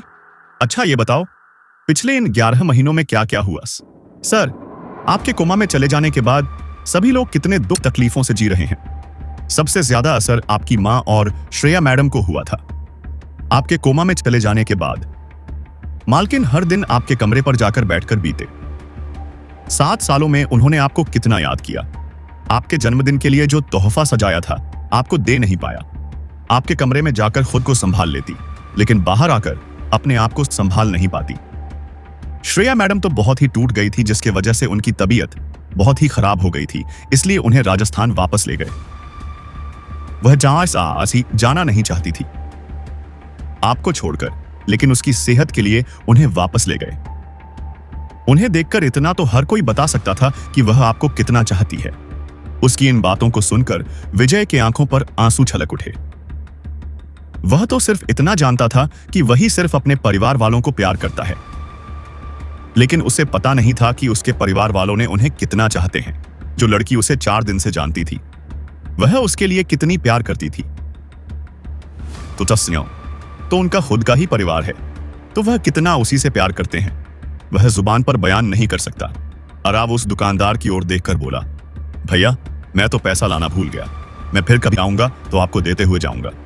यह सुनकर दुकान बोला, कोई बात नहीं है साहब, आप जब कभी आए तो मुझे इसी जगह पर मिलेगा, क्योंकि मैं तो यहां से कहीं नहीं जाने वाला। उसने नौकर की ओर इशारा किया और उस दुकानदार का नंबर लेने के लिए कहा, आप जैसे भले दुकानदार इस जमाने में कहां मिलते हैं। मुझे आपसे मिलकर अच्छा लगा। जब कभी भी कोई दिक्कत हो तो मुझे इस नंबर पर कॉल करिएगा, मैं आपकी मदद के लिए जरूर आऊंगा। उस दुकानदार को लगा कि यह आदमी बड़बोला किस्म का इंसान है, फिर भी उसने उसका नंबर ले लिया। विजय ने कुछ नारियल अपनी गाड़ी में डलवा कर घर की ओर निकल गया। दूसरी तरफ सिंह कौस वराया मेंशन में इस फुटेज को देखकर सभी लोग हैरान रह गए कि जिस प्रकार विजय अपने कमरे से चलकर बाहर गया, उसे इस प्रकार सही सलामत देखकर सभी गत चेहरे पर मुस्कान रह गई। लेकिन फिर भी एक सवाल था कि विजय इस वक्त कहां पर है। वीडियो फुटेज पर अपने बेटे को सही सलामत अपने पैरों पर खड़े देखकर शालिनी जी की आंखें नम हो गईं। सभी ने पहले ही सोच लिया था कि विजय शायद कभी भी पूरी तरह से ठीक नहीं होगा, लेकिन शालिनी जी ने उम्मीद नहीं छोड़ी, चाहे जो कोई भी उसे कुछ भी कह ले। लेकिन वह अपने बेटे को किसी भी हाल में ठीक करना चाहती थी, चाहे उसके लिए वो सारसी अपनी पूरी जायदाद भी गवा दे, लेकिन अपने बेटे को कुछ नहीं होना देना चाहती थी। उसने आनंद जी को गले लगाकर खुशी से कहा, हमारा बेटा, देखो आनंद, हमारा बेटा खुद अपने पांव पर चलकर अपने कमरे से बाहर गया है। मैं ना कहती थी कि जिस दिन भी मेरा बेटा उठेगा वह अपने पांव पर चलकर मेरे पास आएगा और मुझे गले लगाकर मां पुकारेगा। आनंद जी बोले, यह तुम्हारा इतनी तपस्या का ही फल है कि आज तुम्हारा बेटा जो पिछले 11 महीनों से इस बिस्तर पर लटक गया था और आज के दिन पर ही हमारा बेटा अपना बिस्तर छोड़ दिया है। मैं बता नहीं सकता कि मैं कितना खुश हूं। खुशी तो सबकी आंखों में दिखाई दे रही थी, क्योंकि उन्हें इसकी उम्मीद नहीं थी कि विजय 11 महीनों बाद अचानक अपने बिस्तर से उठकर कहीं बाहर चला जाए। बाहर से एक नौकर दौड़ते हुए आया और कहा, मालकिन, विजय साहब आ गए हैं। यह सुनकर सभी लोग दौड़ते हुए नीचे चले आए, जहां विजय करण के साथ खड़े होकर बातें कर रहा था। उसे देखकर सभी लोग उसके पास चले गए, लेकिन शालिनी जी उन्हें अभी भी यकीन नहीं हो रहा था कि विजय, जो कल तक अपने बिस्तर पर उठकर बैठ नहीं सकता था, वह आज उसके सामने खड़ा है। सभी लोग आकर उसे गले लगाने लगे। सबकी आंखें भर आई थीं। उन्होंने इस दिन के लिए कितने महीने इंतजार किए थे। सबकी आंखों में अपने लिए प्यार देखकर आरा की आंखों में भी पानी आ गया। उसने बड़ी बड़ी से सब हमको गले लगाया। उसने अपनी मां की ओर देखा, जो उसे ही निहारे जा रही थी। आराब मुस्कुराते हुए अपनी मां के पास गया। उसे ऐसे अपने को देखता पाकर विजय ने उसे गले लगा लिया। अपनी बेटी का मजबूत बाहों को अपने ऊपर महसूस कर शालिनी जी फूट फूट कर रोते हुए बोली, तुम कभी भी हमारे बारे में नहीं सोचते हो। तुम्हारी तबीयत इतनी खराब होने के बावजूद तुम ड्यूटी करते रहे। तुम कई बार कोमा में चले गए, लेकिन अपनी देशभक्ति को भूल नहीं पाए। मुझे माफ कर देना बेटा, मैं तुम्हें इतना प्यार नहीं दे पाया। आई एम सॉरी बेटा। अपनी मां की ऐसी बात ने सुनकर विजय अपनी मां से कहा, मां, चाहे कोई भी मां अपनी बेटे पर ध्यान नहीं देता, लेकिन वह मां अपनी बेटों की रक्षा के लिए हमेशा प्रार्थना करती रहती है। हर मां के मुंह से निकली गई बात उसके हर बच्चों पर एक समान प्यार बढ़ाता है, चाहे अच्छी बात हो या बुरी। पर मैं तो खुशनसीब हूं मैं कि मुझे आप जैसी मां मिली, जो मुझे हर घड़ी हर पल हमेशा से प्यार करती रही। लेकिन मैं ही था जो अपनी मां की ममता को समझ नहीं पाया, बल्कि मुझे आपसे माफी मांगनी चाहिए। आप मुझे माफ कर दीजिए मां, मैं आगे से आप सभी को छोड़कर कहीं नहीं जाऊंगा। उसका यह कहना था कि शालिनी जी उसे अपनी बाहों में झकड़कर दोबारा रोने लगी। इतने महीनों तक बिस्तर पर पड़े रहने की वजह से विजय का शरीर कमजोर हो गया। जब उसकी मां ने उसे अपनी बाहों में जकड़ लिया, तो वह अपने आप को संभालने में नाकामयाब होता दिखाई पड़ा, तो अर्जुन उसे सहारा देकर सोफे पर बैठा दिया। शालिनी जी बोली, मुझे माफ कर देना बेटा, मैं भूल ही गई थी कि इतने महीनों बाद तुम्हें आज होश आया है। नैना बोली, मां, मुझे विजय का थोड़ा चेकअप करने दीजिए, ताकि मुझे पता चले कि विजय की हालत कैसी है। क्या कहकर वह अपना स्टेथोस्कोप लेने के लिए दौड़कर अपने कमरे पर चली गई और उसे लेकर आ गई। उसने विजय की फुल बॉडी चेकअप करते हुए बोली, अब डरने की कोई बात नहीं है विजय, बिल्कुल ठीक है। लेकिन सब सुनते ही सभी की नजर जरे नैना की ओर बढ़ चली। आप लोग ऐसे घबराए? वाह नहीं, मैं यह कहना चाहती हूं कि विजय को अपना शरीर का बहुत ध्यान रखना होगा, क्योंकि इतने महीनों तक बेड पर पड़े रहने और शरीर पर इतनी जख्म होने के कारण इसे ठीक होने में कम से कम 3 या 4 महीना लग जाएगा। यहां सुनकर विजय बोला, 3 या 4 महीना? लेकिन इतने महीनों तक मैं क्या करूंगा? यह सुनकर नैना बोली, मिस्टर देवर जी, तुम्हें अपनी छोटी भाभी का बात मानते हुए अब 3-4 महीने तक आराम करना है, और मैं तुम्हारे लिए वर्कआउट के लिए कोई टीचर हायर कर दूंगी। यह सुनकर करण बोला, उसकी फिक्र आप मत करिए, क्योंकि मिलिट्री टैंक पास में ही है, तो हम विजय को वहां पर फिजिकल ट्रेनिंग के लिए भेज सकते हैं, क्योंकि वहां की ट्रेनिंग बेस्ट से बेस्ट होती है। यहां सुनकर शालिनी जी बोली, उसकी कोई जरूरत नहीं है। मेरा बेटा अब घर में ही रहेगा और यहीं पर रहकर अपनी फिजिकल ट्रेनिंग पूरा करेगा। मिलिट्री में जाने की अब कोई जरूरत नहीं है। बहुत हो गया मिलिट्री में काम करना, अब तुम हमारे साथ ही रहोगी। शालिनी जी आगे कुछ बोलती, उससे पहले विजय बोला, पता है ना, हर मां चाहती है कि उसका बेटा देश की सेवा करके अपनी मां के पास ही रहे। लेकिन पता है, मैं आपको, जो बेटा देश के लिए शहीद हो जाता है ना, वह मरकर भी जीवित रहता है, लेकिन जो कायरों की तरह अपने मकसद से भाग जाता है, वह इंसान देशद्रोही कहलाता है। इसमें देशद्रोही कर लेना क्या बात है बेटा? तुम री हालत देखो, अभी तुम बिल्कुल भी ठीक नहीं हो। जब तक तुम ठीक नहीं हो जाते, तब तक तुम्हारी छुट्टी रहेगी। मैं तुम्हारी सर से बात कर लूंगी। करण बोला, उसकी कोई जरूरत नहीं है माताजी, क्योंकि मैंने कर्नल सबसे बात कर लिया है, उन्होंने भी हाँ कह दिया है। या सुनकर विजय उसकी ओर घूर कर देखने लगा और बोला, क्या बात है, आजकल तुम ज्यादा ही बोलने लगे हो, पहले तो ऐसे नहीं थे। अभी मैं हूं ना इसके साथ। पीछे से रागनी उसकी बाहों पर वाहे डालते हुए बोली, अच्छा तो यह बात है। यह बात क्या है? हमारी सगाई हो चुकी है, अब कौन रोक सकता है हमें? यह सुनकर विजय श्रेया को सोचते हुए बोला, मां श्रेया। सुनते ही शालिनी जी बोली, वह अभी जयपुर में है। जयपुर में? हाँ बेटा, जब तुम्हारे बड़े भाई की शादी में तुम बेहोश हो गए थे, उसके बाद हमने तुम्हें हॉस्पिटल में एडमिट किया। जब पता चला कि तुम विजिट स्टेज पर चले गए हो, तब से वह बहुत ही टूट गई है। उसकी तबीयत दिन बदन खराब हो रही थी, इसलिए हमने उसे वापस जयपुर भेज दिया है। पर अब उसकी तबीयत बिल्कुल ठीक है। अरे माँ, हमारी भाभी की तबीयत अब बिल्कुल ठीक हो जाएगी जब हमारे भैया भाभी से मिलने जयपुर जाएंगे। यहां सुनकर शालिनी जी बोली, तुम उसकी फिक्र मत करो, जब ठीक हो जाएगा तब वह अपनी होने वाली पत्नी से मिल सकता है। विजय मुस्कुराने लगा, अरे मैं तो भूल ही गया, माँ हैप्पी मैरिज एनिवर्सरी। यह सुनकर शालिनी जी और आनंद जी दोनों ही एक साथ बोले, थैंक यू सो मच बेटा। तो लेडीज एंड जेंटलमैन, आज हमारे चाचा चाची की शादी, सालगिरह और विजय भैया का कोमा से बाहर आ जाने की खुशी में मैं अतुल आज एक पार्टी रखने वाला हूं। ज्यादा बड़ा पार्टी नहीं, बल्कि हम छोटा सा ही पार्टी मनाएंगे, क्योंकि अभी विजय भैया का तबीयत पूरी तरह से ठीक नहीं हुआ है, इसलिए एक छोटी सी पार्टी हम घर पर ही मनाएंगे। हां, सुनकर सभी ने अपना सहमति दी। आ रहा हूं। अपने कमरे पर बैठकर श्रेया के बारे में सोच रहा था। उसने एक न्यूज़पेपर उठाकर देखा जहां पर श्रेया की तस्वीर छपी हुई थी, जिस पर लिखा हुआ था महाजन इंडस्ट्रीज का नई वाइस प्रेसिडेंट, जिन्होंने अपने बलबूते पर और अपने खर्चों पर 1000 बच्चों का भविष्य संवारने के लिए उन्हें गोद लिया है। यह खबरें सुनकर विजय मुस्कुराते हुए बोला, मेरी छुई हुई राजकुमारी, मैं जल्दी तुमसे मिलने आऊंगा। मैं आई कम। इन सर बाहर से कर्ण की आवाज है। अरे कर्ण, कब से तुम मुझे सर बुलाना शुरू कर दिए? क्या करें भाई, उसने उबासी लेते हुए कहा। जब से रागिनी मेरे जिंदगी में आई है, अब से सब कुछ बदल गया है। उसके पापा मिस्टर सिन्हा मुझे कहीं ना कहीं पर लेकर चले जाते हैं। मीटिंग पर मैं जाना नहीं चाहता, लेकिन वह कहते कि अब तुम सिन्हा खानदान के दामाद हो, तुम्हें इस सब में शरीफ होना ही पड़ेगा। अब तू ही बता। मैं दुविधा में पड़ गया हूं। विजय मुस्कुराते हुए बोला, अच्छा है, कोई तो तुम्हें कंट्रोल कर सकता, नहीं तो मैं ही करता था तुम्हें। अरे यार, वह सब तो ठीक था, लेकिन हमारे सिर्फ सगाई हुई है, तो हर लड़का लड़की सगाई होने के बाद एक साथ नहीं रहते हैं। लेकिन यहां पर तो उल्टा ही हो गया। जिस दिन से तुम कोमा में चले गए, अगले दिन ही रागिनी अपनी सामान बांधकर यहां पर शिफ्ट हो गया। वरुण और अर्पिता भी एक साथ शिफ्ट हो गए। नैना भाभी तो डॉक्टर हैं और तुम्हारा ख्याल रखने के लिए यहां पर रहते थे। वह चल सकता था, लेकिन इन प्यार की पंछियों ने तो हद ही कर दिया। आज जब मैं बाहर गया था तो मैंने कुछ नोटिस किया कि कई मिलिट्री वाले शहीद हो गए। यहां सुनकर करण बोला, हां भाई, जब से तुम कोमा में गए हो, पता नहीं, जब ये खबर बाहर लीक हुआ तब से आतंकवादियों का भारत में को घुसना, मानव आस पड़ोस का लोग अपने सहेली से मिलने आ रहे हैं, ऐसा हो गया है। और तो और कुछ दिन पहले ही मुंबई शहर पर एक बम ब्लास्ट हुआ।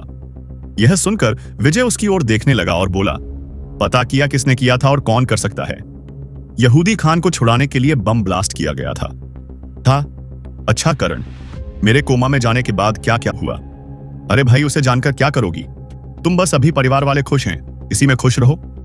करण को कुछ छुपाता देखकर विजय उससे कहा, यह मत बोलो कि मैं तुमसे अभी भी सीनियर हूं।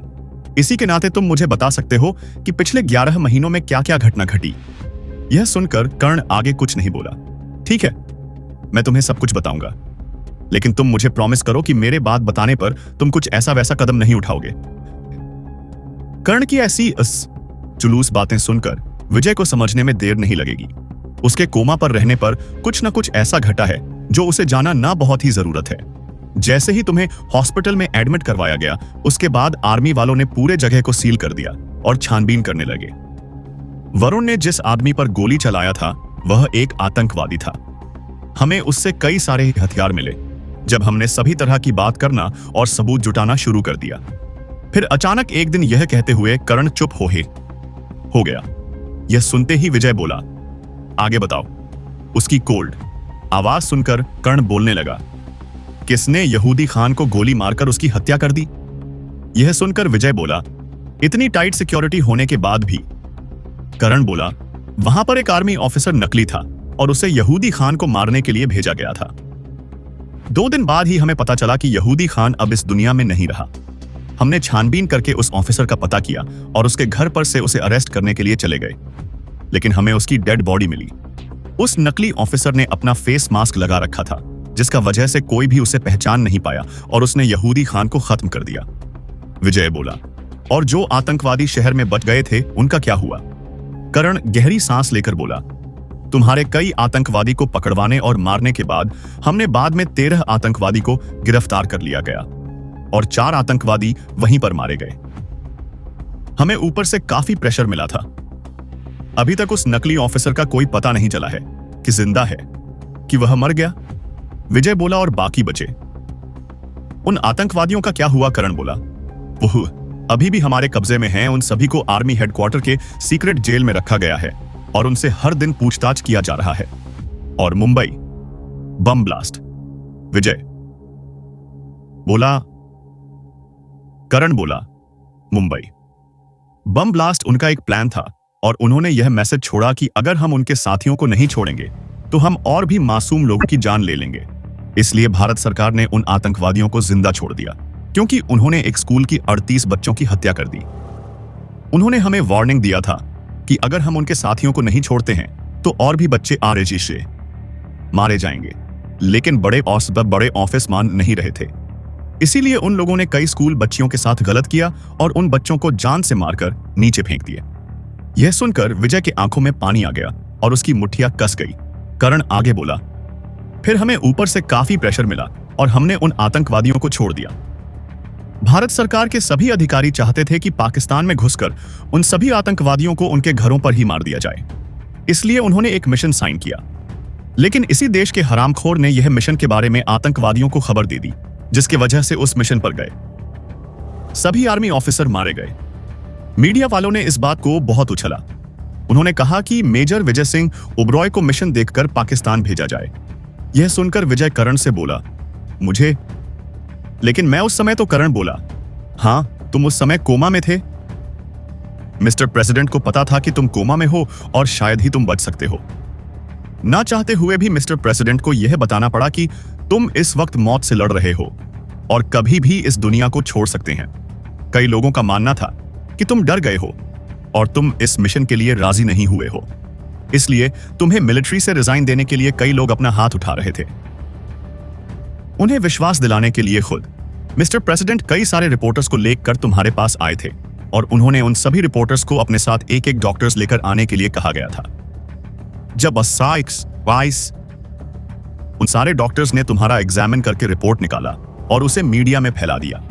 जब लोगों ने देखा कि तुम्हारी हालत अब ऐसी है कि तुम मरने की कगार पर आ गए हो, तो यह देखकर उन लोगों को गिल्टी महसूस हुआ, लेकिन इसका फायदा आतंकवादियों ने उठाया और इसके आगे करण कुछ बोल नहीं सका। फिर एक लंबी सांस लेकर बोला, पता है भाई, जिस दिन से उन लोगों ने उन मासूम बच्चियों के साथ दुष्कर्म किया, उस दिन से ही मुझे आतंकवादियों से इतना नफरत हो गया है कि जिस दिन में उन आतंकवादी को मदद करने वालों का पता चला, तो मैं उस दिन उस इंसान को वहीं पर बंदूक की सारी गोलियां उतार दूंगा। यह सुनकर विजय कुछ नहीं बोला। उसने कहा, ठीक है, चलो, मैंने आते वक्त नारियल लेकर आया था, चलो उसे छीनकर नारियल पानी पीते हैं। विजय की बातों को सुनकर कर्ण आबा आकर विजय की ओर देखकर बोला, तुम्हें कुछ महसूस नहीं हो रहा है? उन मासूम बच्चियों की जान उन कुत्तों ने नोच नोच कर ले लिया और तुम इतना शांत कैसे बैठ सकते हो? विजय मुस्कुराते हुए बोला, पता है, कर्ण गुस्से में लिया गया। हर फैसला मौत को छूकर ही आता है। हमें उन आतंकवादियों से जलने से पहले उन लोगों को इस भारत मां से छुटकारा दिलाना है जो उन नापाक लोगों का मदद करते हैं, उनकी हर जगह पर, हर कर्मों पर उन्हें साथ देते हैं। तुम्हें क्या लगता है वो सभी आसानी से भारत में घुस जाते हैं और तबाह करके आराम से खुशी खुशी निकल जाते हैं? अगर कोई भी आतंकवादियों की मदद इस देश के अंदर से नहीं करेगा तो कोई भी आतंकवादी का हिम्मत भी नहीं होगा हमारे महान भारत देश पर कदम रखने की। यह कहते हुए विजय बाहर की ओर चला गया। उसने किचन में जाकर एक छुरा लिया और बाहर की ओर जाने लगा। उसके हाथों पर छुरा देखकर वहां पर मौजूद सभी लोग विजय को घूरने लगे। आखिर यह करने क्या जा रहा है?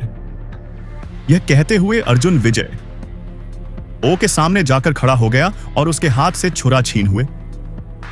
बोला, पागल हो गया हो क्या? तुम छुरा लेकर कहां जा रहे हो? यह सुनकर विजय हैरान होकर अपने भाई की ओर देखता तो कभी उसके साथ बैठे लोगों की ओर। वह बोला, मैं बाहर जा रहा हूं। अर्जुन बाहर की ओर देखते हुए बोला, बाहर? वह भी छुरा लेकर। पर भैया विजय कुछ बोल पाता। अर्जुन उसका हाथ पकड़कर उसे सोफे की ओर ले जाकर बैठा दिया और बोला, तुम कहीं नहीं जा रहे हो, समझे? उसकी गुस्से दार रे आवाज को सुनकर विजय को कुछ समझ में नहीं आया। पर भैया मेरी बात सुनिए, अर्जुन गुस्से में बोला। तुम अपना मुंह बंद करके यहां पर बैठे रहो, कहीं आने जाने की कोई जरूरत नहीं है, समझे? उसे इतना भड़का हुआ देखकर विजय को लगा शायद अर्जुन भैया का अभी दिमाग थोड़ा गर्म है। फिर उसने उसी नौकर की ओर देखकर बोला, हमने जो कोकोनट लेकर आया था उसे अंदर लेकर आओ। जी सर। उसने आदर के साथ अपना सिर हिलाया और अपने कुछ साथियों के साथ कोकोनट लेने बाहर चला गया। अर्जुन उसकी ओर कंफ्यूजन देखकर बोला, तो तुम नारियल काटने बाहर जा रहे थे? यह सुनकर सभी लोग उन दोनों को ही और देखने लगे। विजय बोला, हाँ, आपको क्या लगा? अर्जुन हकला हुए बोला, नहीं, दरअसल तुम अचानक अपने कमरे से आकर किचन में गए और छुरा लेकर बाहर की ओर जाने लगे, तो मुझे लगा शायद तुम किसी को जान से मारने जा रहे हो। यह सुनकर विजय आंखें फाड़कर अपने भैया की ओर देखने लगा, फिर हंसते हुए बोला, क्या भैया आप भी ना? जब मैं अपने हाथों से ही किसी को मार सकता हूं तो उसके लिए छुरा की क्या जरूरत है? उसके लिए तो मेरा ही हाथ ही काफी है। पर अब मैं काफी कमजोर हो गया हूं, इसलिए हाथ से तो नारियल नहीं तोड़ सकता, इसलिए छुरा लेकर जा रहा था। पर आपको लगा कि मैं किसी को मरने जा रहा हूं। यह सुनकर विजय और बाकी लोग हंसने लगे। थोड़ी देर बाद सभी नौकरों ने नारियल को वहां पर लाकर रख दिया। वरुण बोला, ठीक है भाई, बहुत दिन हो गया है, वैसे भी दिन भर इधर से उधर घूमकर मेरे बाजू में दर्द होता है। यह कहते हुए वरुण अर्जुन भैया से छुरा लेकर नारियल काटने लगा। उसने विजय को देते हुए कहा, लीजिए भैया, सबसे ज्यादा आप ही को ही इसका जरूरत है, क्योंकि इसका अंदर का पानी फिल्टर वाटर से भी ज्यादा पयो और मीठा है। नारियल पानी पीने के बाद इसके अंदर का फल भी खाया जाएगा, इसलिए कोई भी इधर उधर कोई नहीं फेंके ताकि हम इसे खा सके। ठीक है। सभी एंजॉय करते हुए नारियल पानी पी रहे थे, लेकिन विजय का दिमाग में कुछ और ही चल रहा था। आतंकवादियों का इतनी गिरी हुई हरकतें को जानकर विजय अब कौन सा कदम उठाएगा? शाम को छोटी सी पार्टी रखी गई, जिसमें घर वालों और 12 मेहमानों के सिवाय कोई और नहीं था। मिस्टर एंड मिसेस सिन ओबरॉय ने केक कट करते हुए एक दूसरे को खिलाया। फिर सभी लोग शादी सालगिरह का बधाई दिया। 2 हफ्तों बाद सभी बैठकर बातें कर रहे थे। तभी आनंद जी बीच में खड़े होकर बोली, तो मेरे प्यारे बच्चों, अभी छुट्टियां शुरू हो रही हैं, घर के कुछ बच्चों का, जिसके वजह से हमें उनका छुट्टियां बर्बाद तो नहीं करना है, उन्हें कहीं ना कहीं घुमाने के लिए ले जाना है। इसलिए मैंने और तुम्हारी माँ ने यह डिसाइड किया है कि हम छुट्टियां मनाने। ये कहकर उन्होंने सब की ओर देखा। सस्पेंस बनाते हुए उन्होंने कहा, गेस करो, इस बार हम छुट्टी मनाने कहां पर है जा रहे हैं? सबों ने अपनी अपनी 6 सेंस लगाने लगी और बोली, थाईलैंड, नो अमेरिका, नो या ऑस्ट्रेलिया। लिए तुम्हें घबराने की कोई जरूरत नहीं है। जब तुम वहां पर जाओगी और उसे एक धमाकेदार सरप्राइज दे देना, तो मैं वहां सही सलामत खड़ी देखकर वह फूले नहीं समाए। गीक्या शंकरारा बोला, जी पापा, मैं ध्यान रखूंगा। आनंद जी वहां से चले गए। तभी विजय के मोबाइल पर एक मैसेज आया। इस मैसेज को देखकर उसने रिप्लाई करते हुए कहा, ठीक है, मैं वहीं पर जा रहा हूं, हम वहीं पर मिलते हैं। ठीक है। उधर से मैसेज आया, ठीक है विजय, हम वहीं पर मिलते हैं। अगले दिन दोपहर को सभी तैयार होकर अपने अपने गाड़ियों से एयरपोर्ट के लिए निकल गए। अर्पिता बोली, वरुण, क्यों ना हम अपना हनीमून वहीं पर माना कराए। यह सुनकर वरुण उसे डांटते हुए पुनः पागल हो गई। हो क्या? अभी हमारी शादी कहां हुई है और तुम चाहते हो कि हम अपना हनीमून बना कर आए? दिमाग तो ठीक है। जब पूर्वी जी ने वरुण को अर्पिता को धमकाते हुए देखा तो उसे बुरा लगा, लेकिन अपनी बेटी की आंखों में आंसू देखे करर वह अपने आप को रोक नहीं पाए और वरुण की सामने जाकर गोरी, क्या बात है, तुम मेरे बच्ची को क्यों डांट रहे हो? अब उसने क्या कर दिया है वरुण? मैं तुम्हें कुछ दिनों से नोटिस कर रही हूं। तुम मेरे बच्ची को डांटते क्यों रहते हो? वैसे नहीं तो तुम लोगों का रिश्ता ज्यादा दिनों तक नहीं टिकेगा। अगर पार्टनर ठीक ना हो तो रिश्ते आगे नहीं ज्यादा टिकते हैं, उन दोनों के बीच में दरारें आ जाती है। यह सुनकर वरुण बोला, अरे सासू मां, आप अपनी बेटी को कुछ समझाइए जरा। अब मेरी बेटी ने क्या कर दिया है कि मैं उसे समझाने जाऊं? जरा पूछिए इससे कि मैं इसे क्यों डांट रहा हूं। यह सुनते ही पूर्वी जी अर्ज सेली पिता की ओर देखने लगी, लेकिन एक पिता ने अपनी नजरें झुका दिया। देखकर उन्होंने वरुण की ओर नजर डाली। वरुण बोला, सासू मां, आपकी बेटी चाहती है कि हम जयपुर में अपना हनीमून माना कराए। क्या सुनते ही पूर्वी जी की आंखें फैल गईं और वही अर्पिता जो वरुण को भाव चक्की होकर देख रहा था, उसने मन में बोला, ये डफर ऐसी बातें बिना सोचे कौन बक देता है, बिल्कुल भी अक नहीं है। और देखो ये किसके सामने बोल रहा है, वह भी मेरे मम्मी के सामने। पता नहीं अब मेरी मम्मी क्या सोचती थी, मरे बारे। और सासू मां, आपने कहा कि मैं उसे कुछ दिनों पहले भी डांटा था ना, तो पूछिए मैंने क्यों डांटा था। क्यों? क्योंकि आपकी बेटी चाहती थी कि हम चोरी छुपे शादी कर ले। उसका यह कहना था। अर्पिता उसके मुंह पर हाथ रखकर बोली, किसके सामने ने कैसे बात करते हैं, तुम्हें तमीज नहीं आई क्या? अपना मुंह बंद रखो। लेकिन उससे पहले पूर्व अर्पिता की हाथ पकड़कर बोली, तुम कुछ ज्यादा ही फास्ट नहीं हो रही हो, कंट्रोल में रहो। समझी, अभी तुम किसी और की अमानत हो चुकी है बेटा, तुम्हें इसके बारे में कुछ सोचना चाहिए। अभी तुम बच्ची हो, तुम्हें इसके बारे में कुछ पता नहीं है। अर्पिता फटाक से बोली, नहीं मां, ये बच्ची नहीं रही। देखो मैं अब किसी की होने वाली बीवी हूं। हाँ मालूम है तुम किसी की होने वाली बीवी हो, लेकिन फिर भी तुम अभी एक बच्ची ही हो। तभी वरुण बोला, अगर इस बार तुमने अपनी ग्रेजुएशन ठीक से पूरा नहीं किया तो मैं तुमसे शादी नहीं करूंगा। यह सुनकर अर्पिता ने उसे घोर कर देखा और उसके दोनों कॉलर को पकड़ते हुए बोली, अगर ऐसा सोचा भी ना कि तुम किसी और से शादी करोगे तो मैं उस लड़की को जान से मार दूंगी। यहां कहकर वह वहां से चली गई। अरे अरे मेरी लाडो, रुक जाओ, माफ कर दो मुझे। यह कहते हुए वह अर्पिता के पीछे भागने लगा। अर्णव जी बोले, अब तक तुम अपने दामाद को नहीं समझे हो। पूर्वी यह सुनकर पूर्व अपने पति की ओर देखकर बोली, क्या मतलब? जब तुम उन दोनों का प्यार देखोगे ना तो तुम्हें ही सब कुछ मच जाएगा। जरा उधर नजर दौड़ा। इतना सुनकर उन्होंने उस तरफ देखा जहां पर वरुण ने अर्पिता को अपने कंधों पर उठाकर फ्लाइट चढ़ावाने के लिए ले जा रहा था। मैं कभी भी अपने दामाद को नहीं समझ पाऊंगी, यह कहकर वह मंद मंद मुस्कुराने लगी। सब अपने साथी के साथ जाकर बैठ गए। विजय बोला, मैं अभी फ्लाइट चढ़ने वाला हूं, तुम्हें 1 बजे रात को मैसेज करूंगा, तुम ठीक उसके बाद अपना काम करना शुरू कर देना। ठीक है, ठीक है। सभी के फ्लाइट में बैठ जाने के बाद सभी लोग जयपुर राजस्थान के लिए रवाना हो गए। जयपुर, जिसकी राजधानी राजस्थान कहा जाता है, कि 17वीं सदी में हां पर राजा महाराजाओं का वक्त चलता था, लेकिन आज भी वहां पर राजाओं महाराजाओं को माना जाता है। उनकी रियलिटी को देखकर कई लोग दंग रह जाते हैं। उसी शहर का एक जाना माना राज परिवार है। परिवार के महाराजा हैं विजय महाजन, जिन्होंने कई सालों तक अपने अच्छे कामों से अपना नाम, अपना कारोबार भारत देश में ही नहीं बल्कि विभिन्न देशों में फैला रखा है। उन्होंने विभिन्न देशों से संबंध बनाकर रखा है ताकि अगर कभी भी उन्हें किसी भी मुसीबत का सामना करना पड़े तो वे उनकी मदद कर सके। जयपुर सिटी के महाजन इंडस्ट्रियल एरिया में श्रेया अपने ने असिस्टेंट से बोली, कल तक मुझे इस एरिया की पूरी इंफॉर्मेशन चाहिए, कोई भी गड़बड़ नहीं होनी चाहिए, समझी ना उसका असिस्टेंट। एली बोली, जी मैडम, कल सुबह ही आपके टेबल पर इस एरिया का सर्वे रिपोर्ट मिल जाएगी। ठीक है। यह बोलकर श्रेया अपने कामों में व्यस्त हो गई। श्रेया को पता ही नहीं है कि उससे मिलने के लिए सिंह ओ बॉय खानदान के पूरे परिवार मिलने के लिए आ रहे नौअली हैं। विजय महाजन और सारिका महाजन को उनके आने के बारे में पता था। उनके अलावा कुछ खास लोगों को और किसी को नहीं पता था। जयपुर एयरपोर्ट से सभी लोग अपनी सामान ले एयरपोर्ट से बाहर निकले। तभी एक 40 से 45 साल का एक आदमी उनके पास आकर सिर झुकाते हुए कहा, welcome mister Anand Singh, Oberoi and his family. मेरा नाम बटल योगेश है। यह सुनकर आनंद जी बोले, हमें विजय महाजन जी ने बताया था कि आप हमें लेने के लिए आ रहे हैं। बटल मुस्कुराते हुए अपना सिर हिलाया और सबका सामान गाड़ियों में डाल दिया।